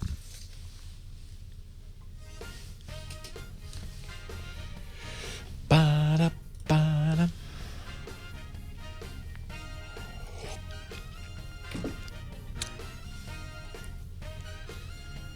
Yeah, you know what? If they announce an Apple TV at WWDC, you'll be glad you got a quote for your old ass. See, that's a good example. Get a quote for your Apple TV like 30 days before the keynote at WWDC. When is that? That's now. I think you can do it now, or is it in June? Anyway, get a quote 30 days before, and then if they do announce a new Apple TV, the price will plummet, right? But your price is locked in. Smart, huh? Thinking. Now you're thinking. Gazelle. You know, if you want to, the best way to choose a solid state. Actually, let me answer this on the air. That's a good question. Leo Laporte, the tech guy, 8888 Ask Leo. Good question in the chat room. I thought I'd answer this because I think a lot of people are interested in it. When you buy a computer these days and you're looking for speed, it's great to get an SSD, a solid state disk drive. That's the same. It's flash memory. It's the same kind of memory you get in your camera or whatever, usually tuned to be faster. And what you'll find on modern computers is an SSD drive can speed the boot up time to get it down to 5 seconds, 10 seconds. It can speed the reading of files so much that your computer actually feels faster.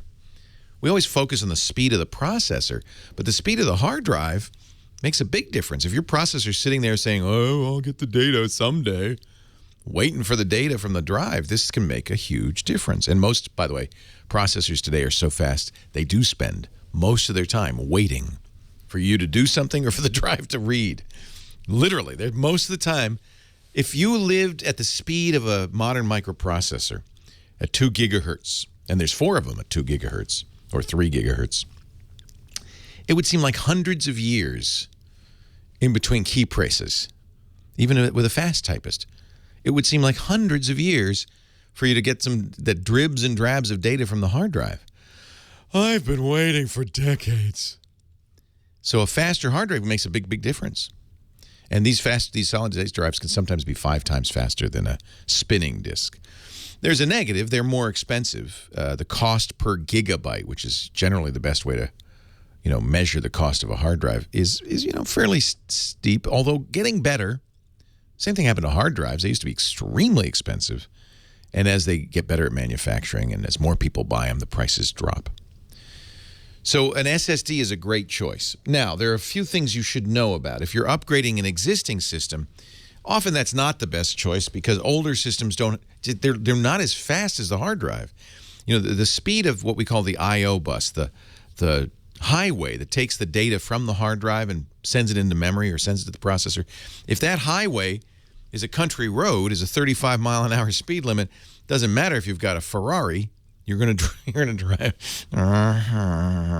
So it's important to make sure that you have a high-speed connection for an SSD.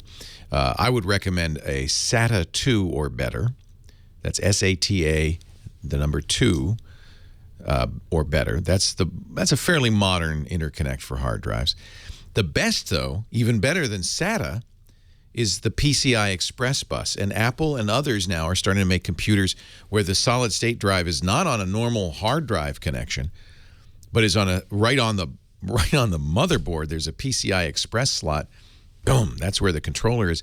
And man, that makes a difference. On my new Mac Pro, on my MacBooks with Retina display, the newer MacBook with Retina display, PCIe SSDs are unbelievably fast. Then you really see some speeds. So if you're buying a new computer, you should certainly investigate an SSD. Again, you'll be paying a little more for a little less storage. But often, we're spoiled with storage, right? Even 128 gigabytes, which is small today, is plenty of space for an operating system and a lot of data. So consider an SSD. If you're buying an aftermarket SSD, again, make sure that the computer is fast enough to support it. And then there are some good places for reviews. My favorite is a guy named Alan Melventano. He's an officer in the Coast Guard, but he's also a fanatic on solid-state technology. And he writes about solid-state technology for a website called PC Perspective. It's at pcper.com. They actually are regulars on one of our podcasts here this week in Computer Hardware. And they talk about, that's how I met Alan. They talk about it all the time. So if you go to the storage section there, you can read about these SSDs. They've really come down in price and they've increased in capacity. SanDisk has just announced a 4 terabyte solid-state drive. That's for business. I wouldn't recommend buying that. But read Alan's reviews, and in particular, it's not merely the brand. It's as much the controller that the brand uses on the SSD that makes a big difference. So there's lots of reviews for solid-state drives in here. That's pretty much what they review these days. And I think it's a great choice. And if you're buying a new computer, look for one with a solid-state drive, and especially look for one with a solid-state drive that's on the PCI Express bus. PCIe. One concern people often express with solid-state drives is this notion that they are going to wear out faster. In fact, modern solid-state drives use technology, wear-leveling technology, that means that, as far as I can tell, they're at least as reliable as spinning drives. Maybe even more so, because there's no moving parts. They're certainly more energy efficient. They're lighter weight. They're great for portables because they don't use as much power. Battery life goes up. Heat is not as much of an issue. They're really, I think, a very good choice. I would guess that we're not going to see spinning drives in laptops much longer. I would guess that almost all laptops, except the very lowest prices laptops, will be solid-state drives. So what should I do? All right, clan. So this game, which is actually a great game on mobile. It's iOS and Android. It's called Clash of Clans. It's from I want to say Swedish company called Supercell. And they make a lot of money on this. Millions of dollars a day, which is amazing. There's no ads in it. It's a free game. And the way they make money is, like a lot of games, you can buy extra gems to speed things up. And you can spend a lot of money. I mean, you could spend $100 on 14,000 gems. Now, I love the game so much, I bought the $20 package because I wanted to support them. And it's a good game. It's worth $20. But I'm trying to play the game without gems, and that's fine. Actually, one of the reasons I'm really like this game is, unlike a lot of freemium games, you can play it without spending money on it. You don't have to buy Smurf dollars or donuts or anything. It's just a little bit slower, but I'm patient. I'm slowly building up my little countryside thing. It's actually, there's a lot of strategy. It's a little bit like chess. What you do, these are my this is my army here. You build an army, and it costs what is it, elixir? Yeah, it costs elixir to build an army. So you build army camps, and then you generate troops. I've got a lot of archers here. There's a variety of different kinds of troops. Each have different attributes and abilities. So there's my 4 army camps. I need, and then these are the little. You can move this stuff all around. You build walls. You have defensive structures as you raise the levels. This is your town hall, which is the center. It doesn't have to be in the middle, but it is the center of everything because the level of your town hall tells you what you can build and not build. I'm really at the beginning. Level 7 is the first interesting level, frankly. And then you can upgrade your walls. You can create a strategic arrangement. These are all movable. And there's a lot of information on what's the best defensive arrangement. Then you can attack people, and people can attack you. They can steal your gold. They can steal your elixir. There's also dark elixir. They can steal that from you. So they raid and try to get your stuff, and you raid and try to get their stuff. And there's a lot of skill to this, more than I care to admit, because I'm terrible at it.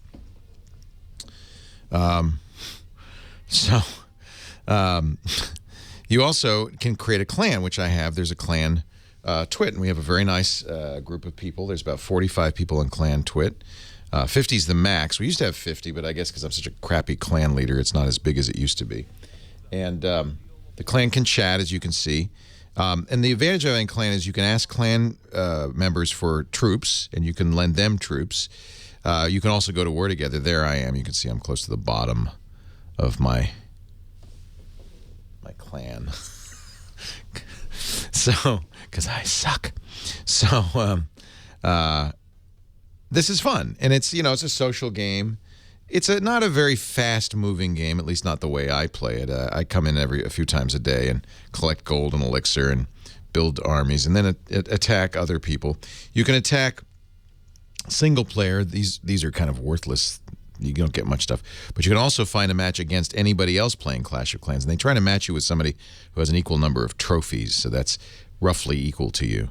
And then you try to raid them and get stuff from them, or they raid you. After you're raided, you get a shield. You see my shield is off because I haven't been raided recently. The shield keeps you from getting raided again, so you can rebuild because they do some damage and so forth. So it's a well-balanced game. The Supercell folks have done a good job, I think, of making it well-balanced. They just added a couple of months ago this new thing to have a war, clan war. So our clan is going to war against this clan. They're whooping us right now. And so this is where I really am terrible. I'm a very bad leader because we have some good, strong players who do very well. And you can see at the top level, we've got some 3 stars, which means we demolished them. I'll show you what a war would look like, actually. Let's look at a good one. Go to the top here. These are their best players. So let's replay it. I would never attack anybody like this. This is somebody who's been playing for a long time. You see they've got high-end walls. They've got lots of defensive creatures like these kings here and so forth. So let's watch the attack. So it's going. So the strategy is what you attack with. There's a dragon. That's actually a defensive player. It's what you attack with. There's a variety of different kinds of troops, and where you attack and how you attack and when you attack. You only have a couple of minutes for an attack, so you have to make it effective. So, if I looked at this, I'd say, well, this isn't going well. But actually what's happening is he's stripping off the clan defenses first, and now he's going to put his massive troops in here, and he hopes wipe these guys out. And here they come. Holy cow. Those are the hog riders. They jump over walls, so walls are no good against them, and they are very destructive. So he's got his defenses, but I think I see now why he won. You see the Tesla towers? Those are hidden, so you don't know where those are unless you watch somebody else attack, or so he's obviously prepared for this. This is Weru, who's one of our better players. Oh, look at that. They ran into a trap. It was a spring trap. It launched him into the air, flung them away. Doesn't matter. His hog riders are so strong that he's just going to wipe this guy out. And you see, this is the loot that he's gained and the percentage. 3 stars is total destruction. But again, he's only got 25 seconds. He's only got 1 star. If he gets that town hall, that's going to be another star. There it goes. And now it's just mopping up. That was, you know what? That was surprising that he did so well, frankly. 9, 8, 7, 6. Will he get 100%? 5, 4, 3, 2, 1. He got 3 stars, 100%. And some good loot. Now, so that's a big victory. The war goes how many stars we as a clan get versus how many stars they as a clan get. But unfortunately, they're kind of whooping our butts right now. So these are all the battles to date. I haven't fought yet because I suck. Not the clan, Clash of Clans with a C. I'm Clan Twit. We have our own clan, of which I am a very poor leader. So there you go. Everything you ever wanted to know and more than you ever wanted to know about Clash of Clans. Well, hey, how are you today? Leo Laporte here, the tech guy. Time to talk about computers, the internet, cell phones, camcorders, home theater. You know, I should toot my own horn. I am the man who taught Regis Philbin how to tweet. Does that count? Is that a claim to fame? Well, you know what? It's good all around because, yes, I taught him to tweet, and 2 weeks later, he said, I hate this Twitter, and he gave up on it. But it was an amazing thing. We did it for one of his shows. In fact, it was the show he announced his retirement on. So it was kind of poignant for me to be there. I'd been doing live with Regis and Kelly for 12 years, since 2001. And so it was a very poignant moment for me. And he had announced his retirement on the show that day. We went upstairs to his office, and I showed him how to use Twitter. They recorded it for a later show. And he can't type. You know, he's going, hunting and pecking it out. But his first tweet was, today I announced that I am leaving the show at the end of, September. And then he said, but I can't remember. He had to put a little joke in there. He name dropped. It was good. It was a perfect tweet. And, Leo, I typed this all out. How do you? And then I said, send. And he said, oh, well, that was satisfying. And I said, okay, now, Regis, go look and see who's replied to you. And it blew him away. He was getting immediately, because hundreds of people followed that Twitter account for live. And he was getting all these, he called us. He said, Joy, get on the Twitter. Look at the response. He was moved. He'd never had that kind of response. He never had that kind of two-way response from his audience. Remember we were talking earlier with Dylan from the Netherlands who wanted to be a podcaster, and I said the difference between an audience and a community. Right. An audience is people who just sit there, say, entertain me. A community is people who interact with you, and thanks to things like Twitter, I think more and more people are interacting directly. I watch The Voice, and to see people interacting via Twitter with Blake Shelton and the other hosts is really quite amazing. Unfortunately, there's a downside to this, and while it was initially very exciting for Regis, after a couple of weeks, he got pretty tired of all the sniping, and he said, that's it, I'm done. And that's the other side of this. You get a community, they talk back to you, and if you've worked for 50 or 60 years in broadcasting where you never had anybody talk back to you, suddenly hearing from your audience can be a mixed blessing. Terry in Whittier, California. Leo Laporte, the tech guy. Hi, Terry. Terry. Hey. Hi, Leo. How are you? Terry, thanks so much for taking my call. Quick question. Well, I'll make it quick. I have an 86-year-old mother, and happy Mother's Day to her. Oh, happy Mother's Day, Ma. That's great. Thanks. Yeah. And, she just feels so out of it because she is not part of social media. Sure. The whole world has changed, right? Yeah. Exactly. So let me tell you what I've done. I got her an iPad, and it was too difficult. She's arthritic in her hands, and she just couldn't get it. May try it again. But she saw this new computer called Wow. And it was $1,000, and I thought, I don't know, it just sounded too much. Granted, it came with a printer, which I know printers are cheap now. And I looked at ARP, and I can't seem to find the right computer or the right do not buy the Wow computer. That is a terrible idea. Yeah, I saw a couple of good reviews, but most of them were not. And you know what? She used to have that webmail or the web something. Yeah, Web TV. And Microsoft bought them and turned them into MSN, and they've killed it. It's gone. And that was nice because it was on your television. You could sit back. You had a keyboard. Mostly what people like your mom want to do, and my mom is almost the same age, uses an iPad and loves it, but she's not arthritic, is email and browsing the web. Mom is big into knitting, and she's a member of Knitterly, which is a community for knitters. Loves it, right? She takes pictures with her iPad, emails them out. I got her a stylus. She draws pictures on the iPad. I got an Easter card from her that she drew on her iPad. So it's a great device, but if you can't physically use it, of course, it's not very useful. And that's the problem with the WOW computer for your mom is it's a touch computer. Now, it's a bigger screen.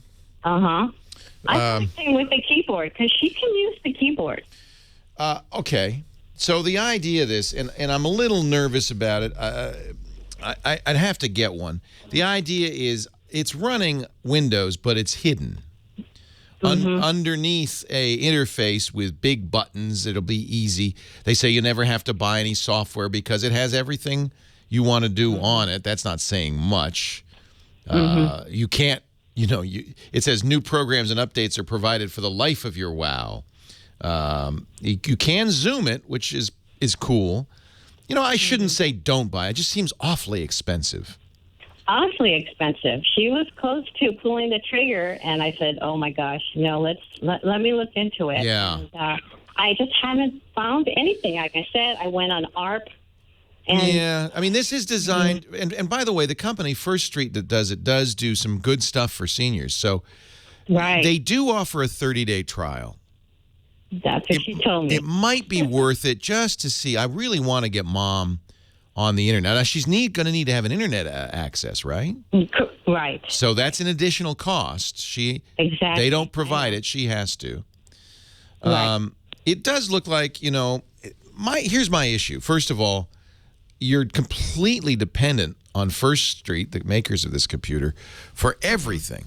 If they decide, well, just as Microsoft did with the Web TV, well, we don't want to do it anymore, you're out of luck. That's it. It's over. I think that you'd probably be better off, and I would look at something called a Chromebox. I'm going to talk about what that is, and maybe you can do this with her when we come back. Leo Laporte, the tech guy.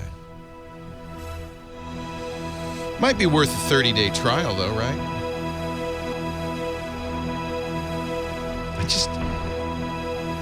Our experience with this kind of stuff in general has never been good.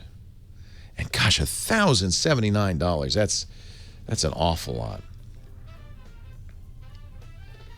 Now, First Street does a lot of stuff for seniors, and some of it is good stuff.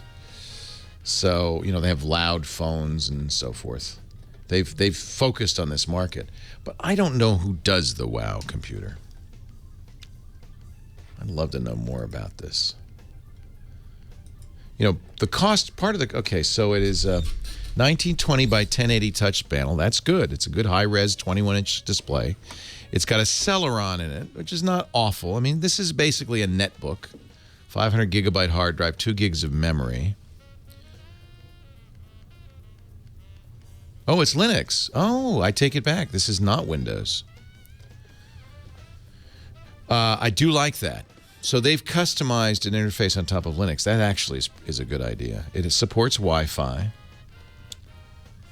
You know what? I might have to change my tune on this. You cannot add your own stuff. So you couldn't put Skype on it if it doesn't come with Skype. They say they've got email, browser, probably both those open source solutions, photos, video, phone, I don't know, games, music and video playing, a digital picture frame screensaver. This might not be a bad choice. I might have to take my criticism back. It has a CD drive, so you could play CDs on it. Of course, not compatible with iTunes. That's good that they say that, so people understand that. It works with YouTube, Hulu, so they must put Flash on it. Word processor, works with HP printers. Oh, it is Skype. It comes with Skype. All right, that's good. You know what? I might take it back. $1,079, but you get support. You even can get a tech buddy. They can. Oh, that's interesting. It gives them remote access to a friend or family member. You know what? This is not. This may actually be better than I suppose we should buy and review it.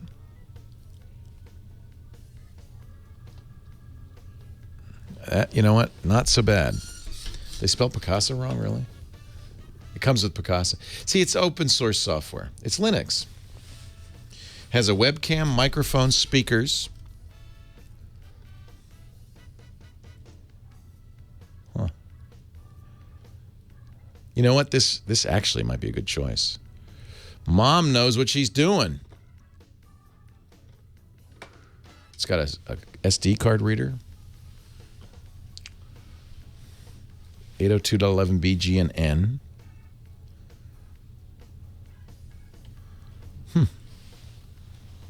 I accidentally picked up Terry, so if you wanted to speak with her again, you'll have to Pick her up. through. Good. That's fine. Hang on, Terry, because I am going to come back to you. We were talking with Terry. It's Mother's Day. Her 86-year-old mom can't use an iPad because she's arthritic. It's hard for her to do with the touch.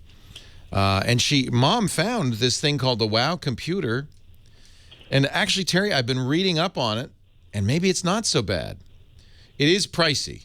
I'll grant you that. It is, yeah, it's pricey, But a good computer, and you know, they had to do some interesting things to make this reasonable. It comes from First Street. I'm not sure if it's First Street doing the support or just selling it. I'm not sure. It looks like it's First Street that does all the service and stuff. So you'd want them to stick around because you're relying on them. It's based on Linux. I was wrong. It's not Windows. After I've looked into it, which is good.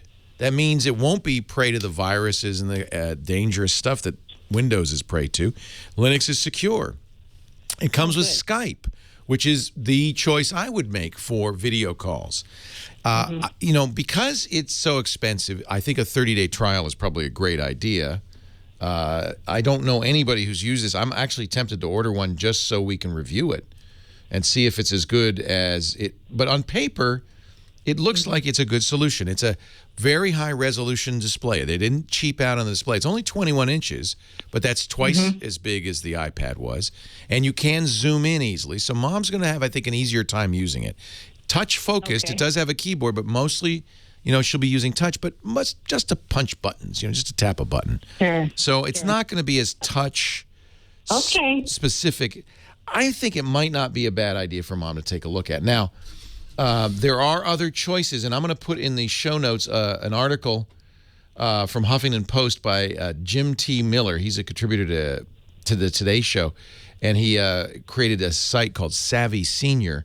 He's got a list of computers designed for seniors, and there's some others. So it might be worth comparing the others, either at his website, savvysenior.org, or going onto this link. And I'll put that at techguylabs.com, our show notes Okay, I'll take link. a look. Yeah. But just on the top, off the top of, you know, just looking through it after I gave it a little more consideration, the WOW isn't just the end of the world. I mean, it seems like there's some good ideas there. It's certainly fast enough for Mom.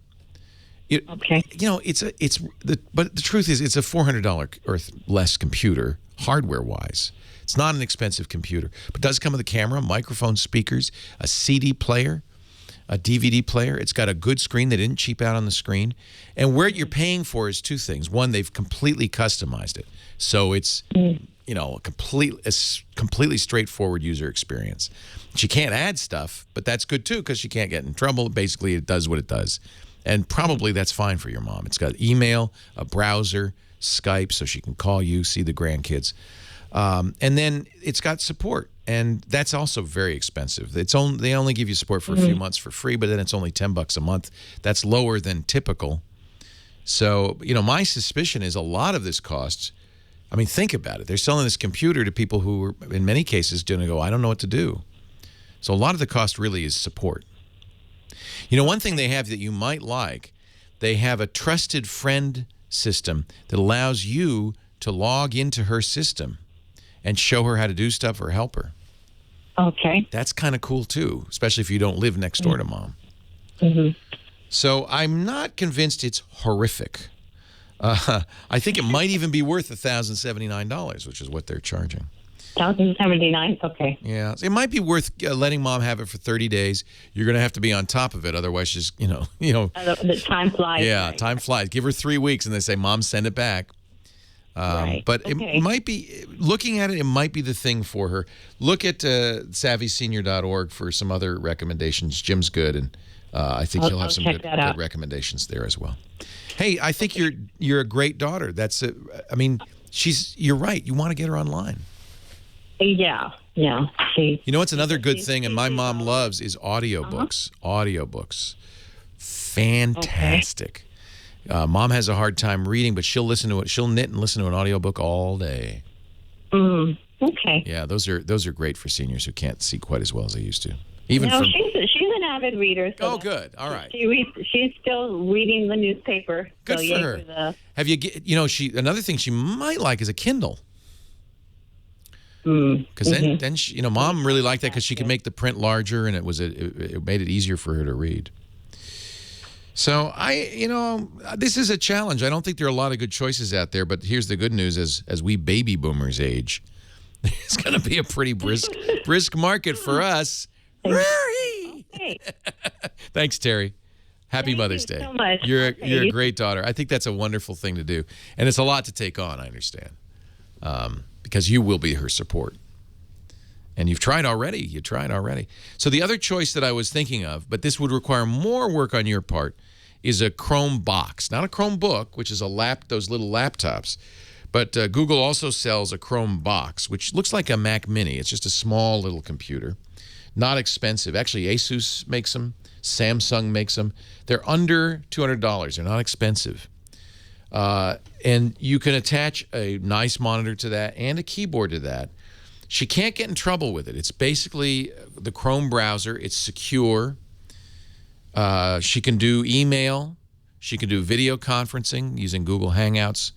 And she can do surfing. So it's inexpensive. It's simple. It can come with a keyboard. You can choose a keyboard that's easy for her to operate. But this isn't quite as turnkey, is it? You're going to have to put more energy into it. I think the Chromebooks are a good choice for a lot of people, not just seniors. I think a lot of people have more computer than they need. 8888 Ask Leo, wrapping it up for the show this weekend. Got a few more minutes. Bobby in Cleveland, you're next. Leo Laporte, the tech guy. Hello there. Hey, Bobby. I'm glad that I finally got my brain going to be on Saturday to listen to you since they took you off XM. That was real frustrating for me. Yeah, we lost our carriage. Olive Clear Channel did because XM said, "Nah, we're going to pull the plug on America's Talking." I know.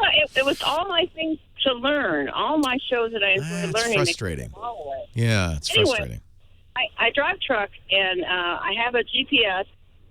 But sometimes I just I'm not real sure. I've done it for 25 years without a GPS, so I've done it a long time. But sometimes I don't like it, so I go to Google Maps and put in the origination and destination, and then it gives choices. And I've always been able to grab hold of the line and move it to a different area just to say, well, if I was to take this road. Oh, interesting. I never used that feature. Really? Apparently, that's why they took it out. All of a sudden now, it still says drag. I mean, it has a little thing that says drag, but I'm not able to make it work. It just totally flies off to some other area. What device are you using? I have a MacBook Pro, and I use Safari. So you're on a laptop, so you're dragging it with a mouse. Is that right? Well, the little area. Trackpad, yeah. I generically call it a mouse, but you're absolutely right. There is no mouse. So let me I didn't even know it did this. So I can enter directions. I'm going to go from work to, let's say, Coit Tower in San Francisco. And let me get directions here. Now, you do have a written route options, which you can mess with. But you're saying, and are you using the nav, or are you just using the list of the listed route? Well, it's just that I'll hit. I'm going by car, because it doesn't have a truck on there. Right, yeah. And so then it'll just draw a line. Oh, yeah. I never noticed that. I can do that. It's working fine. I can say, hey, I want to go here. I want to go there, and it'll adjust the directions. It'll even add little stop-offs. Yours is not doing that anymore, huh? Well, let me play with it and see. Hold on. We got to take a break. Leo Laporte, the tech guy. Huh. Drag to change route. I had no idea you could do that. Look at that. That's pretty cool. So why do you think it won't do that anymore? You can't operate at anything less. Yeah, because Jeff doesn't want to go over the Golden Gate Bridge. Can we go over a different bridge? Yeah. That is pretty cool. It's going to take me 4 hours and 37 minutes.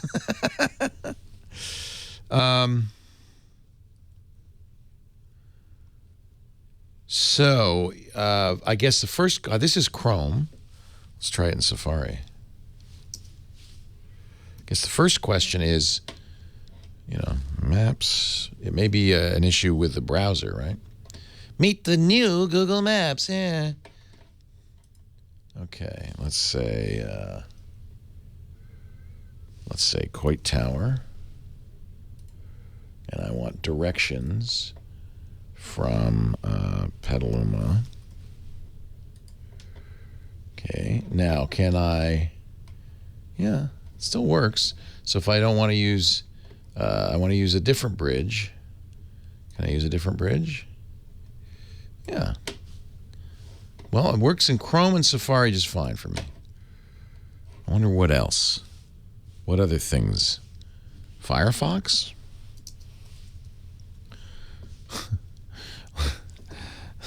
It's going on and on and on. Maps. Do you have to be logged in?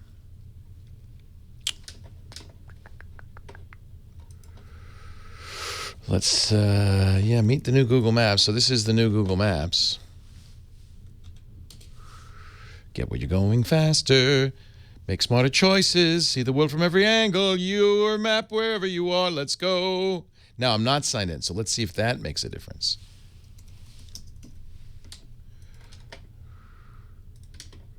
From Petaluma. All right, can I drag it? Yeah. I don't know. So it sounds like something specific to her computer. That would be my guess, because I've now tried it on a Mac on all three browsers, major browsers. Leo Laporte, the tech guy. We're solving a mystery. Bobby is a truck driver in Cleveland. She says she uses Google Maps in her MacBook Air. Used to be able to drag. And I didn't even know you could do this, Bobby, so thank you for the tip. Drag, when you get directions, drag the route around, and you can. Now, I've tried it on my Mac with the latest version of Google Maps on Firefox, Chrome, and Safari, and in all three cases, it's worked. Yeah, I was hearing you do that, and I stopped at a plaza here, and I was trying it, and I've got the MacBook Pro is what I have. Yeah, and, what happens? But it just, it will just, all of a sudden, the map will go small, and it'll pick another place. So I know what's going on now. This is a trackpad problem, and I have it sometimes too. Problem with trackpads is there you have gestures, like pinch and zoom, and you can accidentally do a gesture. So what I'm guessing is that you're hitting a part of the trackpad, or you're using multiple fingers in such a way that it's confused the trackpad. Now, I'm doing it with a mouse, and it works just fine. But a trackpad, if you pinch and zoom, will pinch and zoom the map. And that... Yeah, because I've sometimes had some problems where I do lumosity, and you got to do things really quick. Yeah. And sometimes all of a sudden there'll be a screen that'll show up. It'll, for me to make choices. And I go, why does it show up? It's so frustrating.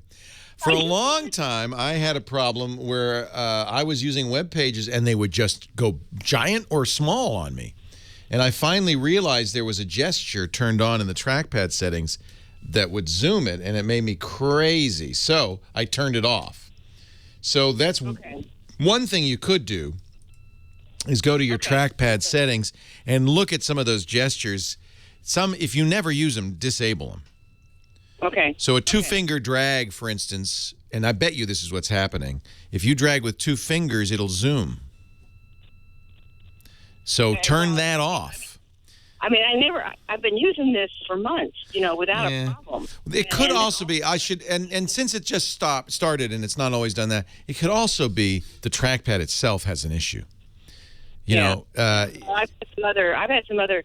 My MacBook Pro is now about a year old, and I've had some other things where all of a sudden my little pointer will just disappear. Yeah. It absolutely just disappears. I have to turn the computer off to get it to come back up again. That's not good.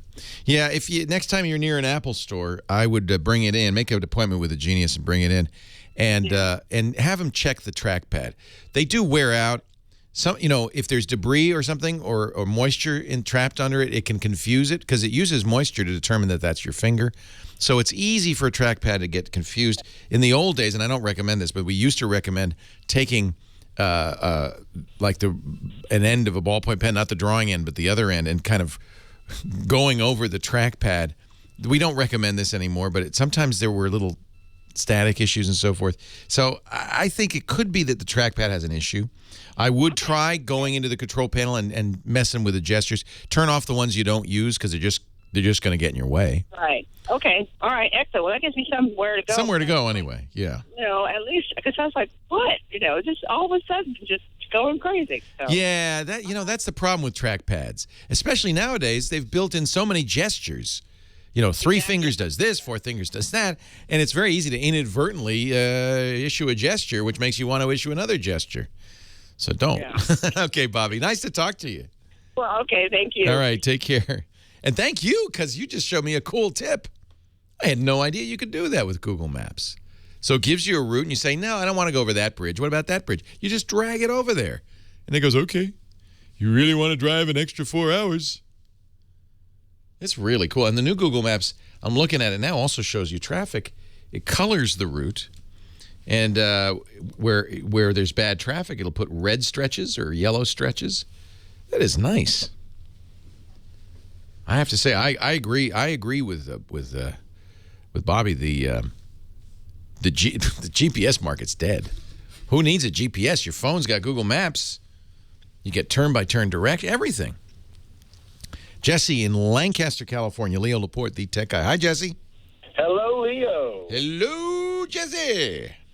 Hey, I got a question. I have an iPhone 4S now, and it's getting old, tired, so on and so forth. I never upgraded to the 7.1 iOS. Oh, you should. Well, I don't know. A lot of people have been having issues with the older phones because of the processor. And is 7 running okay for you? No, I haven't upgraded. Oh, you haven't gone to 7.0? No. You're on 6. Oh, yeah. I think I understand that. If you had upgraded to 7, I would definitely go to 7.1. But if you have... Yeah. Yeah, so, the older phone was developed for that software. Yeah, which one did you say, 4S? Yeah, the 4S. Yeah, it's on the edge, isn't it? Yeah, so, at any rate, I'm going to be getting a new phone. I have an upgrade through my carrier. So what I want to do is I'm in a dilemma. I've been looking at the S5. I've been looking at the Xperia Z2. I've been looking at the HTC One M8. And, of course, the iPhone 5S. Well, we're in a wonderful time, aren't we? Those are all great phones. I know. And so you have a choice, I guess, is the important thing. So if you are willing to leave the Apple ecosystem, and sometimes people aren't because they've bought a lot of stuff, but the truth is it's not going to be very expensive to replace those apps. It's maybe $50 at most. Most apps are free. They're very inexpensive. So I wouldn't say that shouldn't be a prohibitive cost. All your music will move over fine unless it's copy protected, but Apple now lets you remove copy protection, so that's fine. So the Apple ecosystem is less of an issue than it used to be. So let's say apparently you are willing to take a look at both iOS and Android. The iPhone 5S is a work of beauty. It will be superseded this year by the 6. I should point that out. I guess you know that by now. Anybody who's been using an iPhone understands every year there's a new one. I like the fingerprint reader. It does work well, and it's a good idea for security, I think. I wouldn't use it a lot, but it's nice that it's there, I guess. I don't miss it. I am not a fan of the Samsung phones. I feel that they load those up with junkware, trial stuff, Samsung stuff, carrier stuff, and it's got too much stuff on it. Plus, I'm not a fan of the plastic construction. It feels a little cheesy. On the other hand, the Sony Xperia is a beautiful phone with excellent camera. The camera everybody's raving about. On the other hand, I'm not a fan either of the Sony customizations. Of those phones, I had the choice of all of them. In fact, I own all but the Xperia, which is just coming out now. Of all those phones, I own the M8. That's the one I use, the new HTC One.